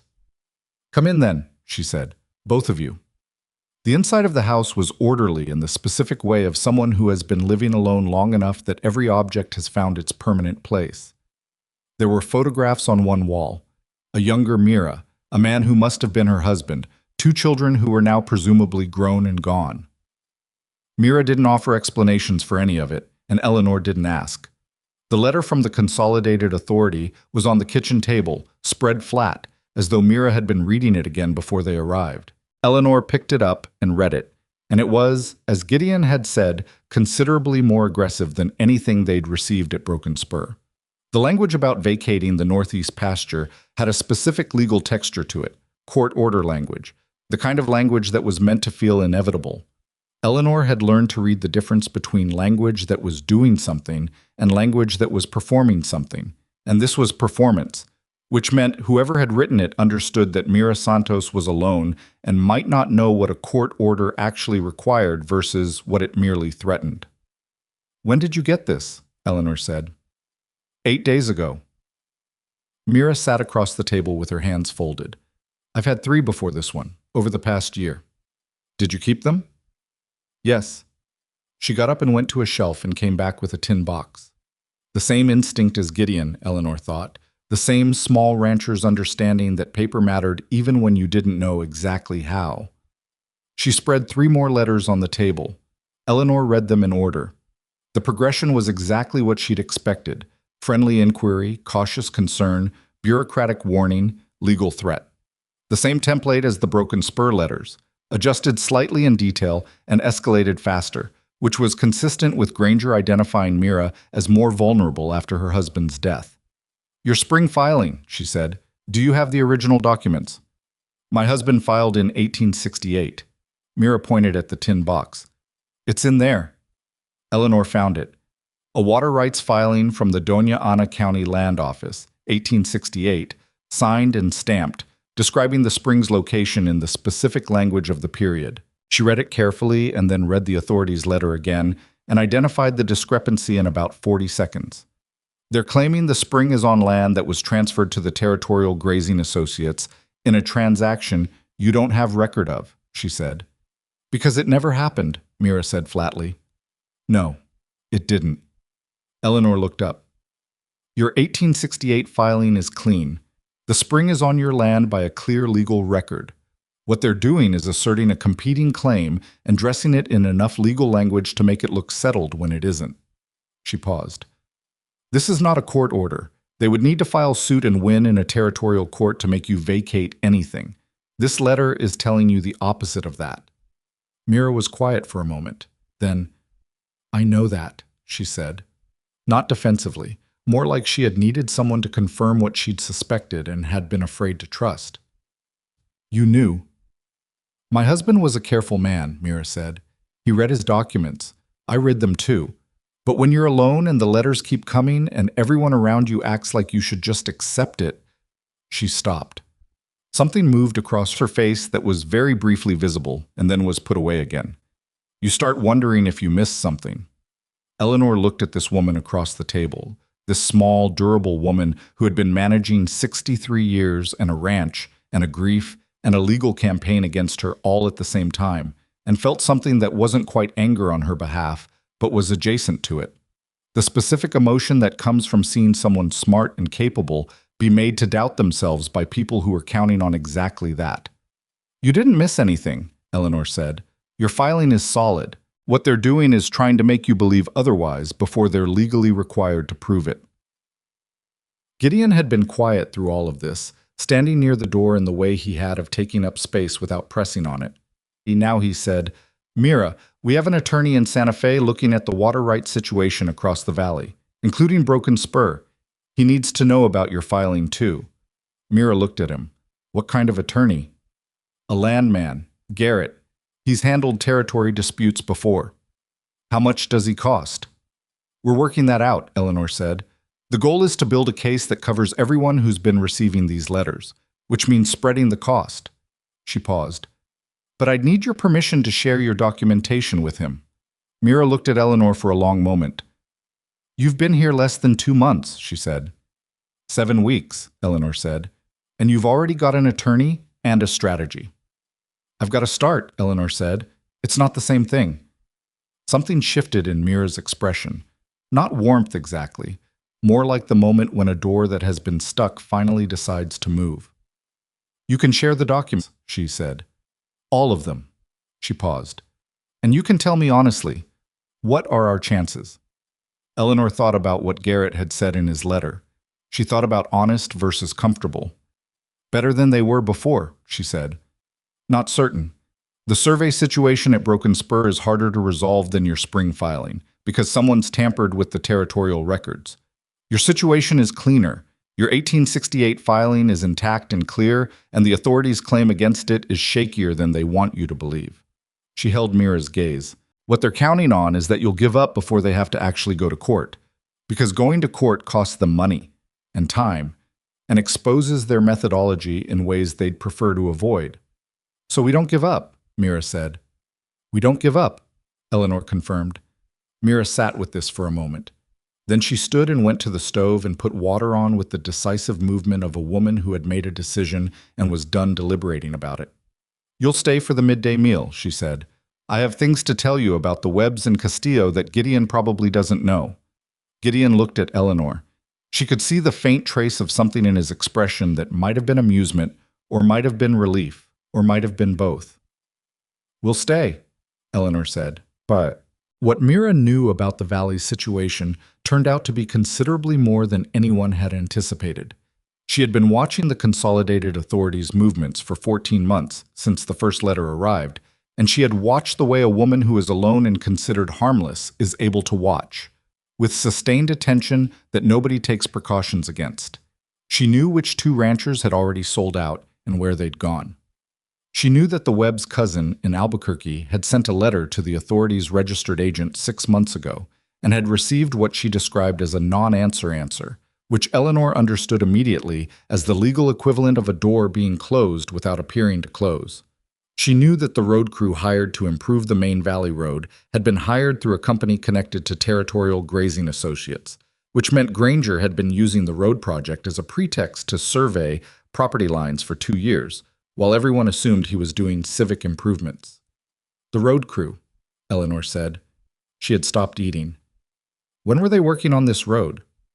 "Started 2 years back, finished last spring." Mira refilled Eleanor's coffee without asking. 3 men. They spent a long time on the north section, near the Mercer property line." Eleanor looked at Gideon. He looked back at her with the expression of a man whose suspicion had just received a specific address. "The northwest corner," he said. "Near the creek," Mira confirmed. "I didn't think much of it at the time. Road work is road work." She paused. "But after the second letter came, I started thinking about the timing. The road crew finished. 3 months later, the authority filed their survey." Eleanor set her fork down. "The road crew surveyed the property line and fed the data to the authorities' hired surveyor, who then filed a competing survey based on measurements that were designed to move the boundary." She was thinking out loud, following the thread. "It explains how the survey could be off in such a specific way. It wasn't guesswork. They knew exactly where to move the line." "Can you prove it?" Mira said. The road crew would have filed a project report with the Territorial Roads Office. It's a public record. Eleanor looked at Gideon. If we can get that report and compare the survey data to what the authority filed, they might have used different coordinates, Gideon said, if they were careful. They were careful everywhere else, Eleanor said. But careful people make assumptions about what gets checked and what doesn't. Nobody checks road crew reports against property surveys. It's not something that would occur to most people. It occurred to her was the unspoken ending of that sentence. Gideon heard it. I'll write to Garrett tonight, she said. The Frontier Festival came at the end of the month, as it did every year, because Red Mesa was a town that understood the necessity of occasions, the particular human need for a day when the daily work stops, and people remember they belong to something larger than their own 4 acres. Eleanor had been in the territory 8 weeks by the time the festival arrived, and in those 8 weeks the world of the valley had become something she knew with specificity rather than abstraction. She knew which merchants were honest and which were optimists about their own inventory. She knew which women in town would talk to her directly, and which ones would talk around her and which ones were waiting to see which way things fell before deciding. She knew the sound of the broken spur in its different weathers, and the particular way the light came through the kitchen window in the morning, and the specific rhythm of Gideon's step on the porch that told her whether the day had gone well or badly. She was not, she had decided, the same person who had stepped off that train. The festival was a Saturday, and they rode into town together, the 3 of them, Eleanor and Gideon on horseback, and Pedro driving the small wagon, because he had a philosophical objection to festivals but a practical acceptance of the fact that people needed rides home. Main Street had been strung with paper lanterns, and the general store had its doors propped open, and the smell of roasting meat had been in the air since early morning. Eleanor wore the good blue dress she'd brought from Philadelphia, the one she'd packed thinking she might need it for a formal occasion as a rancher's wife. It fit differently than it had in Philadelphia, she noticed, because 8 weeks of physical work had changed the particular way she inhabited her body. The dress was still good. It just fit a woman who had developed opinions about fence posts and supply manifests since she'd last worn it. Gideon had put on a clean shirt and his good hat, and had done something deliberate with his hair that he clearly regretted by the time they reached the main road, because Eleanor caught him pushing it back to where it wanted to be naturally, and then stopping himself, and then doing it again. She didn't say anything about it. She thought it was one of the better things she'd ever seen. The town received them in the way that towns receive things they've decided they have an opinion about. People spoke to Gideon, the men with the particular directness of working neighbors, the women with glances that included Eleanor in the conversation without quite addressing her directly. She had learned to navigate this. She met eyes and answered when spoken to and didn't perform anything, which was, she had found, the most effective approach. Performance invited scrutiny. Plainness invited either acceptance or boredom, both of which were preferable. Margaret Solis found her within the first hour, which Eleanor had expected. The road crew report, Margaret said, without preamble. They were standing near the food tables, and the noise of the festival was enough to absorb a quiet conversation. My husband's brother worked for the county roads office in Doña Ana before he moved here. He says those reports are kept in the county clerk's office. Public record. Eleanor looked at her steadily. How do you know about the road crew? Because Mira Santos talked to me last week, Margaret said. And because I've been watching what you've been building since you got here, and I am not a woman who stands on the side of things. She paused. What do you need? Eleanor thought about Hensley's warning and Pedro's warning and the riders in the night, and weighed all of it against the fact that she was standing in the middle of a public festival with a woman who had access to information she needed and had come to offer it without being asked. A contact in the Doña Ana County Clerk's office, she said. Someone who can tell us if the road crew project report is still intact and what it contains. My husband's brother, Margaret said. I told you. Would he help? He doesn't like Granger, Margaret said. It was said simply as a fact about the world. Nobody who actually works for their living in this valley likes Granger. He just makes it expensive to say so. She paused. I'll write to him this week. Eleanor nodded. Be careful how you phrase it. I've been living near powerful men my whole life, Margaret said. I know how to phrase things. She picked up a piece of pie from the table and moved away in the natural, unremarkable manner of a woman getting food at a festival, which was exactly what it should look like.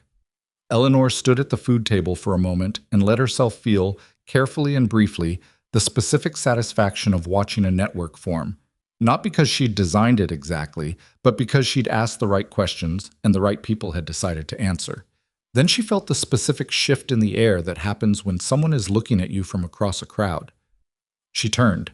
Harold Granger was standing 30 feet away near the entrance to the livery, watching her with an expression she recognized from the platform 6 months ago. The same flat, assessing look of a man cataloging an inconvenience. He was with two other men she didn't recognize, both of them wearing the particular expression of people who are in attendance for professional rather than social reasons. She met his gaze. She did not look away, and she did not look down. She held it with the same steadiness she'd held everything since she stepped off the train. Because the thing she had learned in 8 weeks in this territory was that composure was not the absence of feeling, but the decision to remain useful, regardless of what you were feeling. And she was very useful right now, and intended to stay that way. Granger said something to the men beside him. One of them looked at Eleanor and then away. Granger's expression didn't change. He turned and walked toward the far end of the street. She turned back to the food table and found Gideon at her elbow. "He was watching you," Gideon said. "I know." "How long?" "Long enough." She picked up a cup of cider that she didn't particularly want. "He's assessing the situation." "He should be." Gideon's voice was controlled, but she could hear the effort of the control. "Garrett's letter this week." "Not here," she said quietly. He stopped. She was right, and he knew it.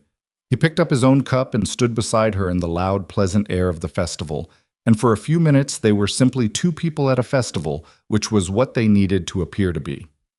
It lasted about 20 minutes before it wasn't simple anymore. She heard Harold Granger's voice before she saw him again, carrying across the crowd with the particular projection of a man accustomed to rooms where everyone listens when he speaks. He was talking to a group of men near the livery entrance, and his voice had taken on a quality that was both too loud for the context and not quite loud enough to be obviously performing for an audience. It was the practiced pitch of a man who wants to be overheard without appearing to be making a speech. She moved slightly so she could hear better without turning toward him. "Brought her all the way from Philadelphia," she heard him say, and then discovered she had misrepresented herself substantially in her correspondence. "The woman Mercer's calling his wife is—" Eleanor did not let the rest of it reach her. She processed what she needed and identified the shape of it. Granger was publicly reframing the story. She had arrived under his arrangements, had been rejected, had moved to Broken Spur. And now he was going to tell anyone who would listen that the arrangement had been fraudulent, that she had deceived him, that whatever Gideon called their relationship was built on a foundation of someone else's dishonesty. It was a neat construction. It put her on the defensive and put Gideon's character into question by association and transformed what Granger had done at the depot into a reasonable response to being deceived. She set down her cider. "Eleanor." Gideon had heard it too. His voice was very quiet. "Don't." "I'm not going to do anything foolish," she said. "I know. I'm asking you to let me—" "No." She looked at him. "I know you want to handle it. But a man defending a woman's honor is a different story than the woman handling it herself. And the story matters right now." She paused. "Let me." He looked at her for a moment with an expression that held approximately 7 different things in it and settled for none of them.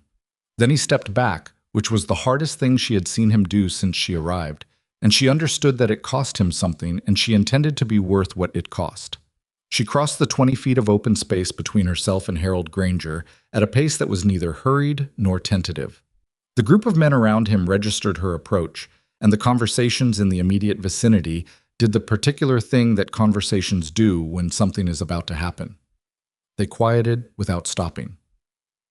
Granger turned. He had known she was coming. She could see it in the prepared quality of his expression, the way his chin came up slightly. He had wanted this, she understood. He had staged it. "Mrs. Mercer," he said, with the particular courtesy of a man handling something distasteful in public. "Mr. Granger," she said. Her voice carried without effort. She was conscious of the crowd. She was conscious of Gideon behind her and Margaret at the edge of her vision, and Pedro, who had materialized from somewhere with the uncanny timing of a man who always knew where to be. "I heard what you were saying. Then you know my concern is simply—" "My name is Eleanor Hart," she said, clearly, without heat. I came west on your arrangement and arrived at Red Mesa on the afternoon train in August. You met me at the platform and you told me in front of every person in earshot that I was unsuitable. You didn't ask a question, you didn't have a conversation. You looked at me and made a decision about my worth and announced it publicly, and then you walked away. She paused. She let that land. You'd made the decision before I arrived. I know that now. The letter in your pocket was already written before the train came in. Which means what happened at that depot was not about me at all. It was about the fact that a woman with her own mind was not what you'd sent for. The quiet around them had become a different quality of quiet. Granger's expression had shifted. The prepared courtesy was still there, but something under it was less certain. You're a woman who arrived in this territory under false, I'm a woman who answered an advertisement honestly, she said. My letter described who I was with complete accuracy, practical, educated, capable of managing a household, independent in my thinking. She looked at him directly. Those were the things you didn't want, so you decided I'd misled you, because it was easier than admitting that you'd advertised for a partner and been honest about it by accident. Something moved through the crowd. Not a sound exactly, more like a collective shift in weight. Your arrangement with Gideon Mercer, Granger started, is my business, she said, and his. And it's a matter between two adults who made a mutual decision, which is a thing that happens between people who treat each other as such. She held his gaze. She was not angry, which was the thing that was most effective about this. She was simply clear. I am not property, Mr. Granger. I didn't belong to you when I arrived, and I don't belong to anyone now. Every step I've taken in this territory has been my own choice, including this one. The silence that followed was long enough to be uncomfortable for everyone except Eleanor, who had nothing to be uncomfortable about. Granger's jaw was tight. His eyes had gone flat in the particular way of a man deciding whether to fight or retreat.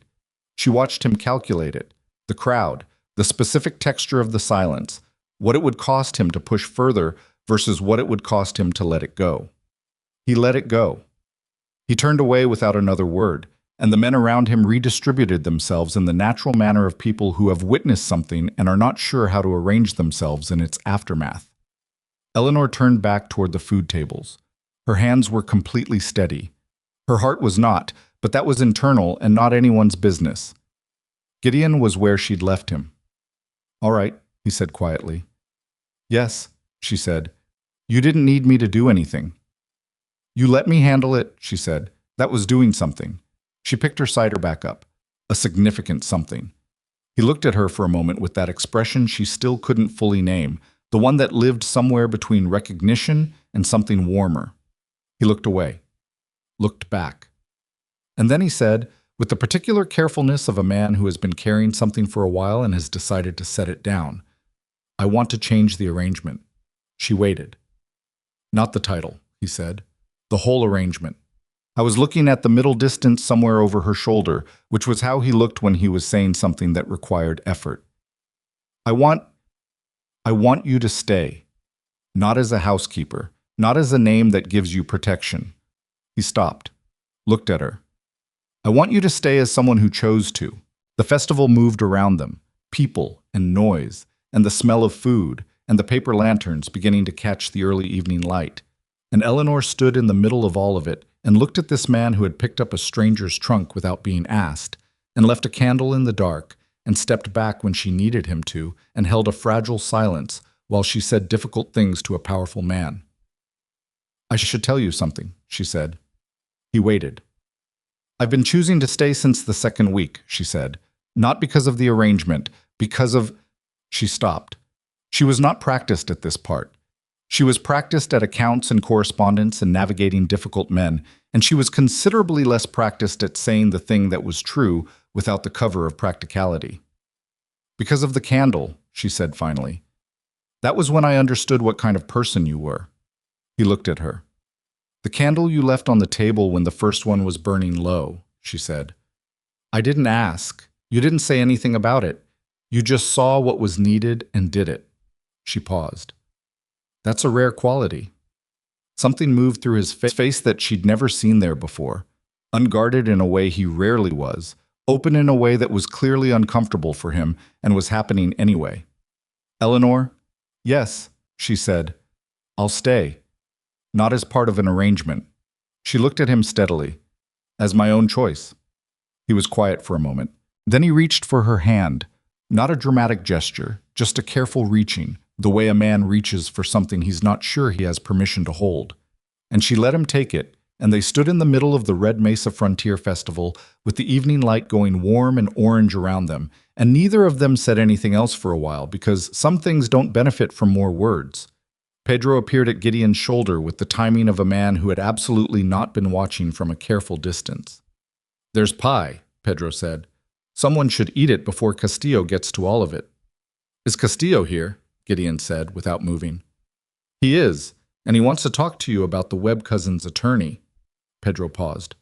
Also, his wife made the pie, and he's going to be insufferable about it if we don't tell her it's good. Gideon looked at Eleanor. Go talk to Castillo, she said. I'll find the pie. He squeezed her hand once before he let it go, brief, deliberate, and went with Pedro toward the far end of the street. Eleanor watched him for a moment, and then turned toward the food tables with the specific feeling of someone whose life has, without her fully planning it, assembled itself into something she hadn't imagined but recognizes as exactly right. She found the pie. It was very good. She told Castillo's wife so, sincerely, and was rewarded with the particular radiant satisfaction of someone who has baked something they're proud of and finally had it acknowledged properly. Margaret Solis materialized at her elbow sometime later when the evening had deepened and the lanterns had come into their own. You handled Granger, Margaret said. I said what was true, Eleanor said. That's the same thing, in this valley. Margaret watched the crowd for a moment. My husband's brother will write back by the end of the month. About the road crew report. Thank you. Don't thank me yet. Margaret's voice was dry. We still have to win. I know, Eleanor said, but we have more to work with than we did this morning. Margaret made a sound that acknowledged this without celebrating it, which was exactly the right response. She was that kind of woman. Eleanor was grateful for that kind of woman. Gideon found her again as the festival was thinning, the families with children heading home, the older crowd settling into chairs and slower conversations. He didn't say anything when he found her. He just stood beside her and they watched the last of the lanterns burn together, and the silence between them was the easiest silence she'd known since Philadelphia, maybe easier than anything before that. Garrett's letter, he said eventually, the one that came Thursday. We'll talk about it tomorrow, she said. Tonight is a different kind of day. He considered this. All right. He thinks the road crew angle is worth pursuing, she said, because she couldn't quite help it. I thought you said tomorrow. Tomorrow, she agreed. I'm done now. He made a sound that was, she had come to understand, his version of a laugh, compressed and quiet and reserved for things that genuinely caught him off guard. She had been cataloging these sounds since the first week, and she had assembled, from them, a picture of what Gideon Mercer found funny, which was mostly things that were precisely honest at unexpected moments. She was glad to be the kind of person who produced these moments for him. She hadn't expected to be glad about that. She hadn't expected a lot of things. The ride home was dark and cool and full of stars, and Pedro drove the wagon in diplomatic silence, and Eleanor and Gideon rode side by side on the road to Broken Spur, with the easy companionship of two people who have decided, without ceremony or announcement, that they are going home to the same place. She thought about the deed box under the floorboard in the bunkhouse, about Garrett's letter and the road crew report, and the independent surveyor still to be arranged, about Mira Santos's Clearwater filing and the Webb's cousin and Margaret Solis's brother-in-law and the specific patient shape of the case they were building. She thought about Granger's flat eyes when she'd said her piece and the crowd's silence afterward. She thought about what Pedro had said very early on. Men like Granger keep accounts. So did she. She always had. It was in the end the thing she was best at, knowing exactly what was owed and to whom and in what form, and making sure the numbers came out correctly in the end. They came out correctly. She intended that. Margaret Solis's brother-in-law wrote back in 3 weeks. His name was Ernesto Vega, no relation to the Rosario Vega, who'd lost her ranch the previous year, and he had worked in the Doña Ana County Clerk's office for 11 years before moving to Red Mesa, to help his brother manage the dry goods store when illness made management impossible. He wrote in a careful, precise hand that told Eleanor something about the kind of man he was before she'd read a single word of the content. The road crew project report was intact.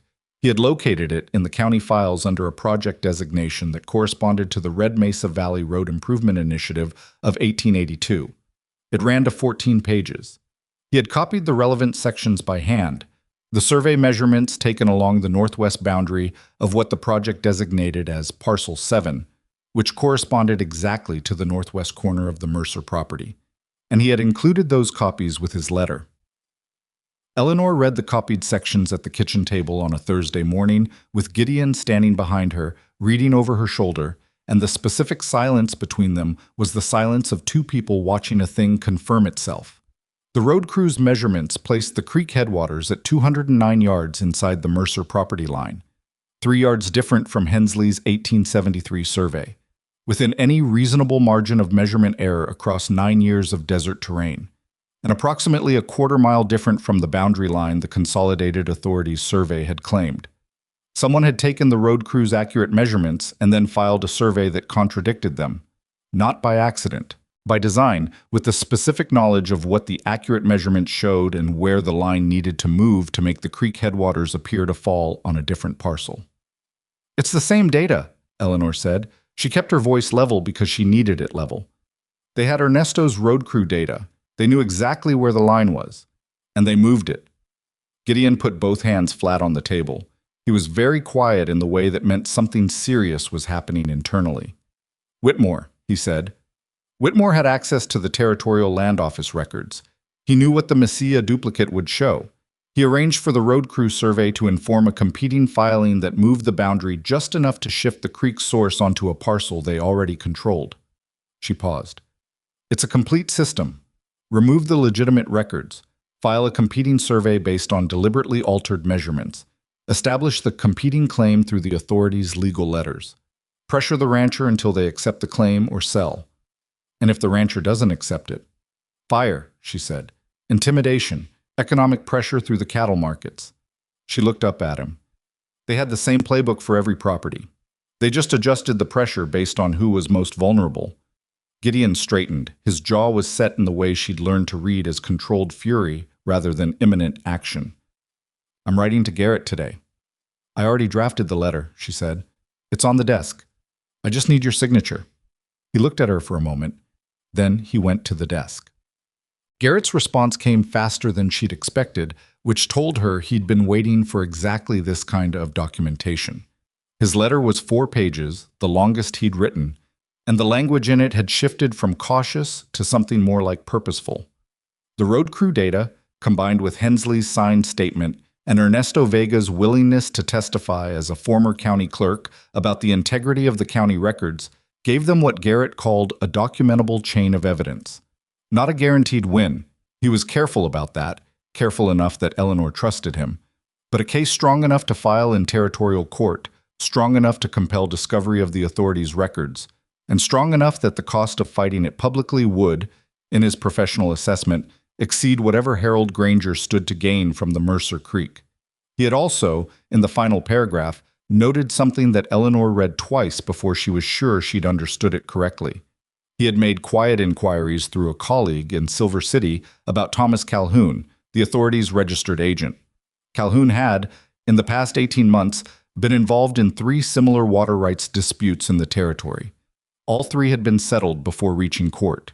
In 2 of the 3 settlements, the rancher who had capitulated had later discovered that the original claim against them was legally unsustainable, meaning they had been pressured into giving up rights they could have defended if they'd had the information and the representation to do so. Granger's operation wasn't just targeting the Red Mesa Valley, it was a pattern across the territory, systematic, patient, built on the assumption that small ranchers, alone and underinformed, would fold before anyone powerful enough to help them notice what was happening. Eleanor put the letter down and looked out the kitchen window at the yard where Pedro was working on a section of fence he'd been meaning to repair for 2 months, and she thought about all the people who had folded before anyone noticed, the ranchers who'd sold at a loss.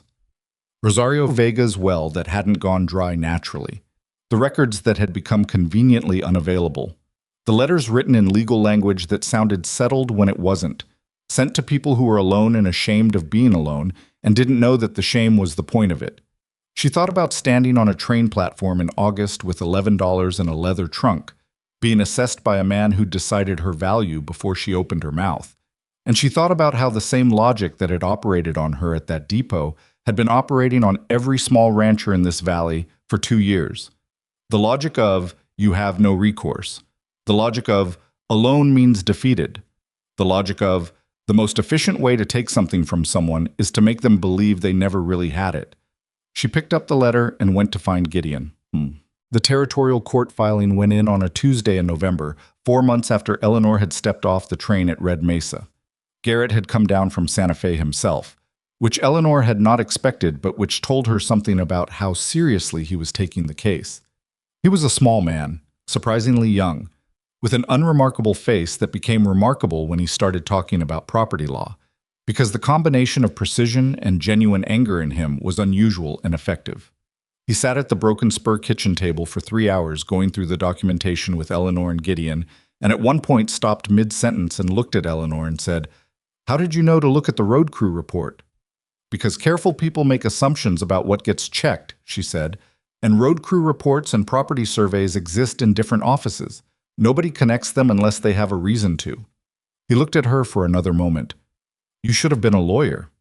"I didn't have the money for law school," she said, "or the permission." He went back to his papers with an expression that acknowledged the weight of that without dwelling on it, which she appreciated. The filing named the Consolidated Grazing and Water Authority, Thomas Calhoun as registered agent, and R.J. Whitmore as a material party based on his role in the Territorial Land Office during the period when the Mercer and Santos records had become unavailable. It included Hensley's signed statement, Ernesto Vega's copies of the road crew survey data, a certified copy of the original 1873 Mercer land grant obtained from a secondary archive in Albuquerque that Garrett had located through contacts Eleanor didn't have, and sworn statements from Mira Santos, the Webb brothers, and Castillo, all attesting to the pattern of letters and pressure they had received from the authority. It was, Garrett said, as solid a filing as he'd made in 10 years of practice. That was not a guarantee. He said so clearly. Territorial courts were unpredictable, and men like Granger had resources and patience. But the documentation was real, and the chain of evidence was coherent, and the pattern across multiple ranches was the kind of thing that courts and newspapers both found difficult to ignore once it was in front of them. The newspapers were Eleanor's idea. She had written, the same week the court filing went in, to the territorial correspondent of the Albuquerque Journal, and to the editor of the Santa Fe New Mexican, both letters describing the water rights dispute in factual terms, referencing the court filing and the specific evidence being presented. She had not accused anyone of anything not already in the filing. She had simply described what the documentation showed and noted that a pattern of similar disputes had affected ranches across the territory. She had not told Gideon she was doing this until after both letters had gone out. He found out when she told him, which she did over breakfast on a Wednesday morning with the directness that had always been her most reliable tool. He was quiet for a moment after she told him. "You wrote to the newspapers," he said. "Yes." "Before the court filing was settled?" "Yes." She held his gaze. Granger's strength is that he operates quietly. The letters look bureaucratic. The pressure looks like market forces. The missing records look like administrative failure. All of it looks like separate, unrelated things, unless someone writes it down in one place and shows people how they connect. She paused. A territorial court case is public record. A newspaper article is how people find out there's a public record to look at. He looked at her for a long moment. "He's going to know it was us." "He already knows it was us," she said. "He's known since the barn fire. The newspaper doesn't change his knowledge of the threat. It changes how many other people share it." Gideon put his coffee cup down slowly. He was doing the thing he did when he was working through something he didn't like and deciding whether he agreed with it anyway. "If it makes him move faster," he started. "If it makes him move faster, we're in court already, and Garrett is between him and us legally, and the documents are in Garrett's office in Santa Fe, and Ernesto Vega and Hensley have both already given their statements." She had thought through this extensively. The moment it went to court, the most dangerous phase was over. He can't make the evidence disappear once it's been filed. Another silence. Then, "You thought all of this through before you sent the letters?" "Yes." "And you didn't tell me because..." Because you'd have wanted to discuss it, she said, and discussion would have delayed it, and the letters needed to go out the same week as the filing, or the timing was wrong. She paused.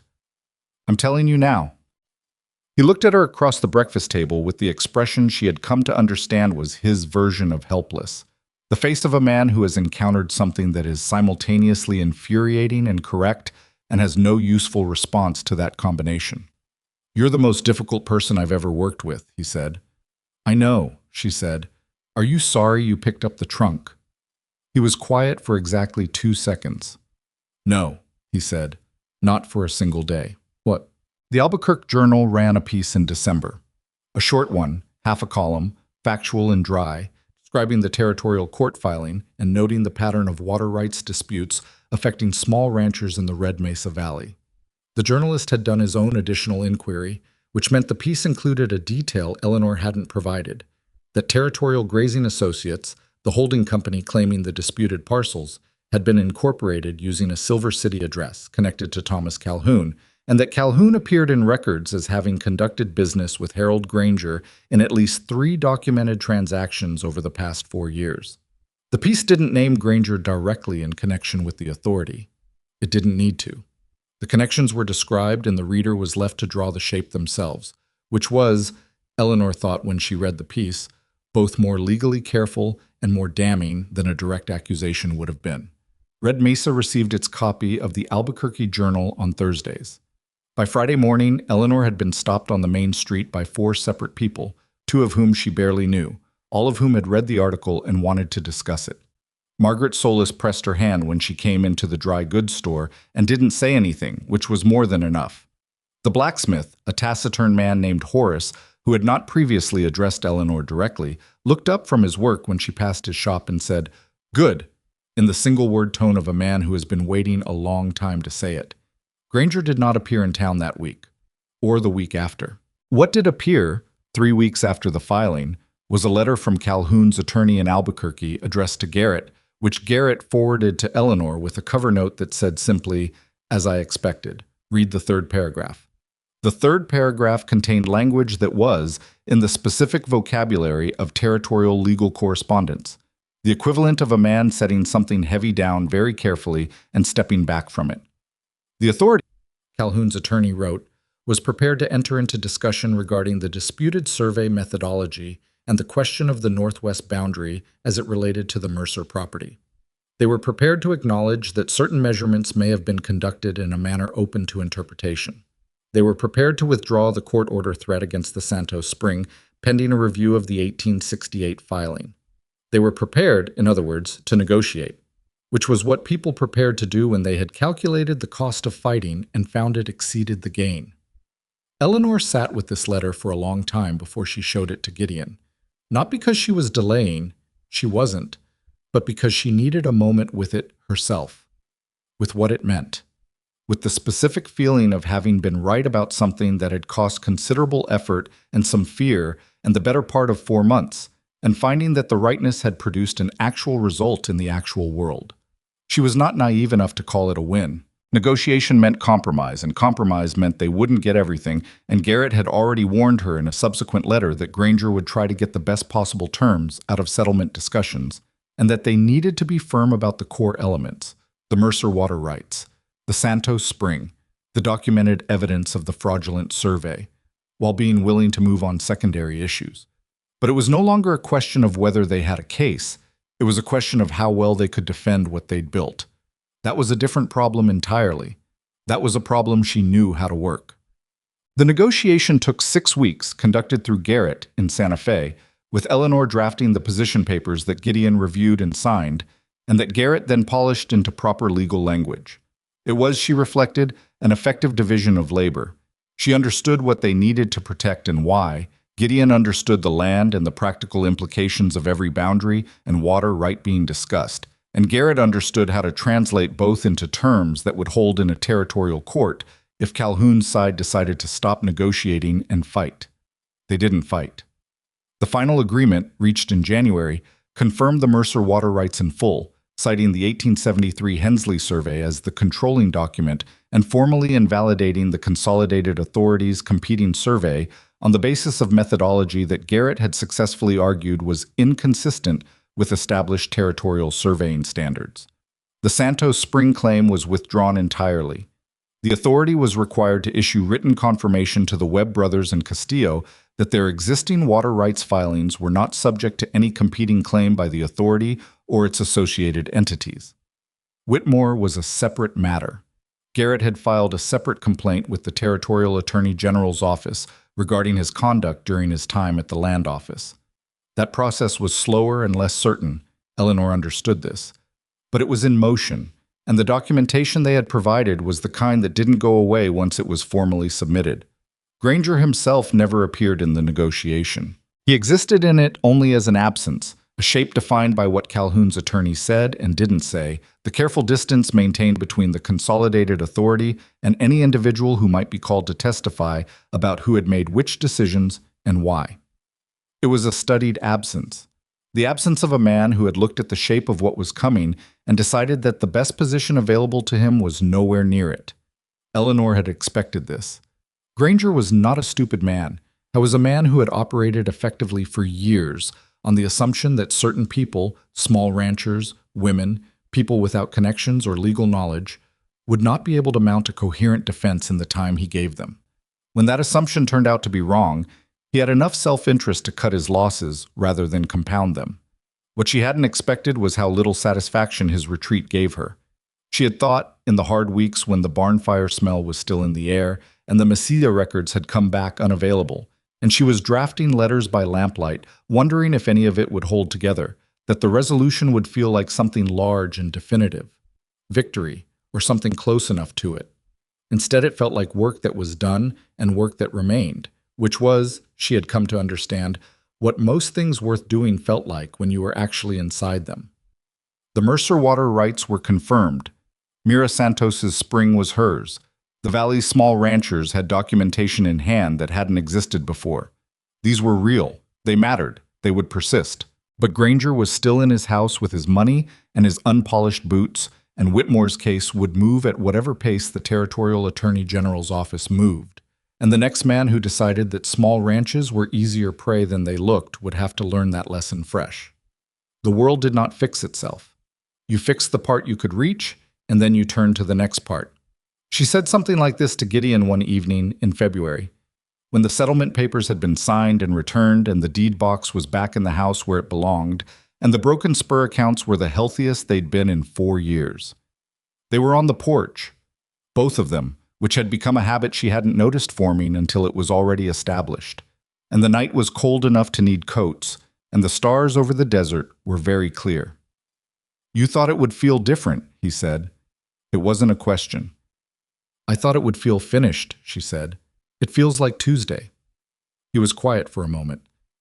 "My father used to say that the land doesn't care what you accomplish. It just shows you what's next." "Your father sounds like he was a practical man." "He was a disappointed man who made his peace with it," Gideon said. "There's a difference." She thought about this. "Is that what you've been doing? Making peace with disappointment?"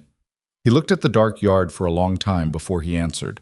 "I was," he said, "until August." She didn't answer that. She didn't need to. They were married in March, in the small courthouse in Red Mesa, with Pedro as witness and Mira Santos as the second, which was Mira's own suggestion, offered in the specific no-nonsense manner of a woman who has decided she is going to be part of something and is not asking permission. Eleanor had not wanted a large occasion, not because she was indifferent to the meaning of it, but because the meaning of it had been accumulating for 7 months in small, specific moments. A candle on a table, a hand steadied on a wagon rail, a step back on a festival ground when it would have been easier to step forward. And a large occasion would have diluted all of that with ceremony that wasn't necessary. The meaning was already there. It didn't need production. What it needed was a document, because Eleanor Hart believed in documents, and she signed her name on this one with the same clean, careful hand she used for the ranch accounts, because precision mattered regardless of the occasion. Gideon signed his name beside hers. His handwriting was large and slightly uneven, the handwriting of a man who wrote when he had to and not otherwise. She had always liked it. It looked like him. Pedro shook Gideon's hand and then, after a brief internal debate that Eleanor could see clearly, shook Eleanor's hand too, which she understood as the highest form of recognition he was capable of offering, and accepted it as such. Mira Santos hugged her, briefly and firmly, in the manner of a woman who does not hug often, and means it when she does. They went back to Broken Spur for a meal that Mira and Margaret Solis had conspired to prepare without telling anyone, which meant the kitchen table was covered in food, and Margaret was standing in the kitchen with her sleeves rolled up and an expression that dared anyone to comment on the fact that she'd been cooking in someone else's kitchen for 3 hours. Castillo and his wife came, and the Webbs, and Hensley had made the 20-mile ride from his property, which Eleanor had not expected, and which moved her in a way she hadn't prepared for. He was the one who had made the case possible. He was the one who had opened his ledger and confirmed what he'd seen with his own hands in 1873, and written it down a second time so that it could persist, and he had done it with the quiet certainty of a man who understood that accuracy was its own form of justice. She told him so. He said, "You're the one who came and asked," which was the truth, and was also the whole point, which was that neither of them had done it alone. The afternoon stretched, and the table was cleared and refilled and cleared again, and the conversation moved in the way of good occasions through everything and nothing, and Eleanor sat at her own kitchen table in her own house. Hers now, formally and legally, in a way the arrangement had never quite made it, and looked at the people around her and thought about what it actually meant to belong somewhere. She had grown up belonging to a household that was slowly failing. She had arrived in this territory belonging to nothing and no one. She had built, in 7 months, something that didn't have a clean name. Not just a marriage, not just a ranch, not just a legal victory, but a web of obligations and trust and shared knowledge that connected her to people she hadn't known existed when she was sitting on a train with $41 and a careful plan. That web was the thing. That was what Granger had never understood, and what his model of acquiring land and water and power would never understand, because his model depended on people being isolated. Isolation was the mechanism. You picked off ranchers one by one because one by one they were manageable. What he hadn't accounted for was the woman he'd dismissed at the depot, who happened to have a habit of asking careful questions and writing clear letters and believing, stubbornly and specifically, that accurate documentation was a form of power available to anyone willing to do the work. She had not come west looking for a cause. She had come west looking for a practical solution to a practical problem. The cause had been there when she arrived, already in motion, and she had simply seen it clearly enough to act on it. That was not heroism. She was clear-eyed enough to know that. It was competence applied to available circumstances. But she had learned, in the past 7 months, that competence applied consistently and without apology was rarer than it should be, and more valuable than most people admitted, and that the world changed not through grand gestures but through the accumulation of accurate letters and recovered documents and questions asked at the right moment of the right person. Pedro stood to leave around sunset, which was his way of signaling to everyone that the occasion was shifting into something smaller and more private. And people took the cue with the social grace of people who understood cues, and within half an hour the house had emptied down to Eleanor and Gideon and the particular quality of an occasion that has passed and left something good behind it. Gideon did the dishes, which was something he had started doing in November, and which she had stopped arguing about in December. She put the remaining food away and wiped down the table, and the kitchen settled into its nighttime self around them. Hensley made a 20-mile ride, Gideon said. He was at the basin with his back to her. I know. He never comes to town for anything. I know. He was quiet for a moment. What do you think that means? She thought about an old man with sharp eyes and organized papers who had kept his records for 11 years on the chance they might matter, and who had driven 20 miles in February cold to sit at a kitchen table with people he barely knew because something he'd done in 1873 had finally been useful. I think he needed to see that it worked, she said, that keeping the records was worth it. Gideon set the last dish aside and dried his hands and turned around. The kitchen lamp put warm light on the planes of his face, the tired, good face of a man who has been carrying things for a long time and has finally put some of them down. Was it worth it? He said. All of it, from the beginning. She looked at him. She thought about the train and the platform and the $11 and the trunk that had been too heavy to manage alone. She thought about this candle and the deed box and the cold ride to Hensley's and the smell of fire in the dark. She thought about standing in the middle of a festival and saying the true thing out loud in front of people who needed to hear it. She thought about a document with two signatures side by side, one large and uneven and one clean and precise. "I came here with $41 and a plan that didn't survive the first 5 minutes," she said. "And I ended up with—" She stopped. She looked around the kitchen, at the organized shelves and the accounts ledger on the desk and the window that let in the morning light at a particular angle she had come to rely on. "I ended up with everything that matters." She paused. "So yes, it was worth it."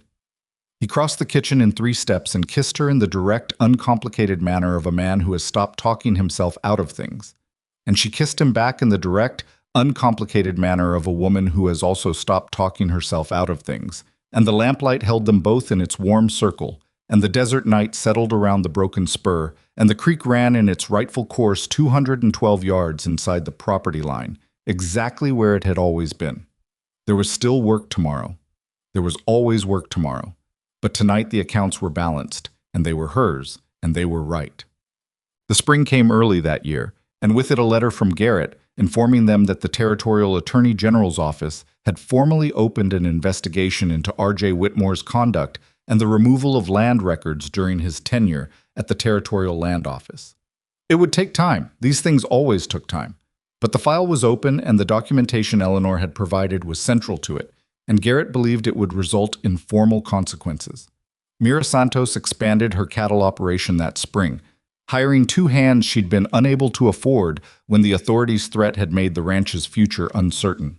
The Webb brothers used their restored water rights to negotiate a better grazing arrangement with a neighboring property they'd been in conflict with for 2 years. Castillo's wife started a kitchen garden on the east side of their property that she'd been planning for 3 years and had delayed because the water situation made it impractical. Small things. The kind that don't appear in court filings or newspaper articles. The kind that happen when people are no longer spending their energy defending what they have and can spend it instead on what they're building. Eleanor watched these things because she paid attention to things, and paying attention was still, as it had always been, the thing she did best. She ran the broken spur accounts and corresponded with the Santa Fe cattle buyers, and helped Mira draft a letter to the Territorial Land Board requesting a formal review of all authority filings in the valley. And she reorganized the kitchen pantry for the 3rd time because the second reorganization had been based on insufficient understanding of how the household actually used the space.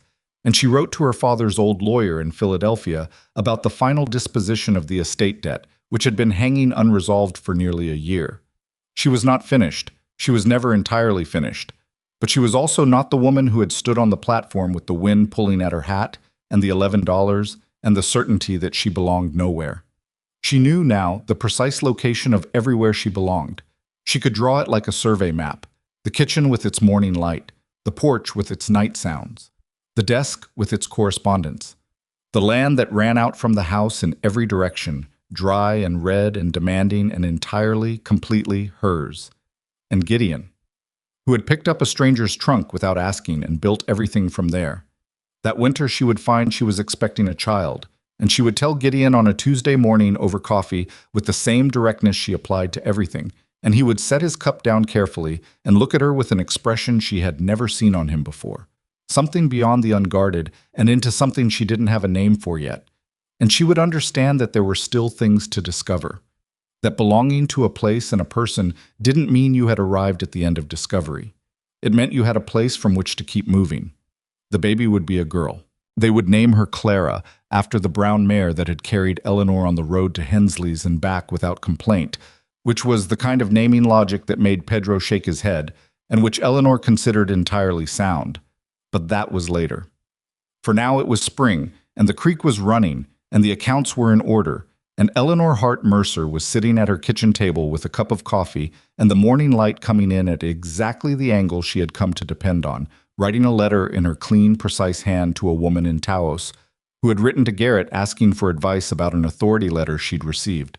A woman who was alone and uncertain and did not yet know that uncertain was not the same as defeated. Eleanor knew how to write that letter. She had lived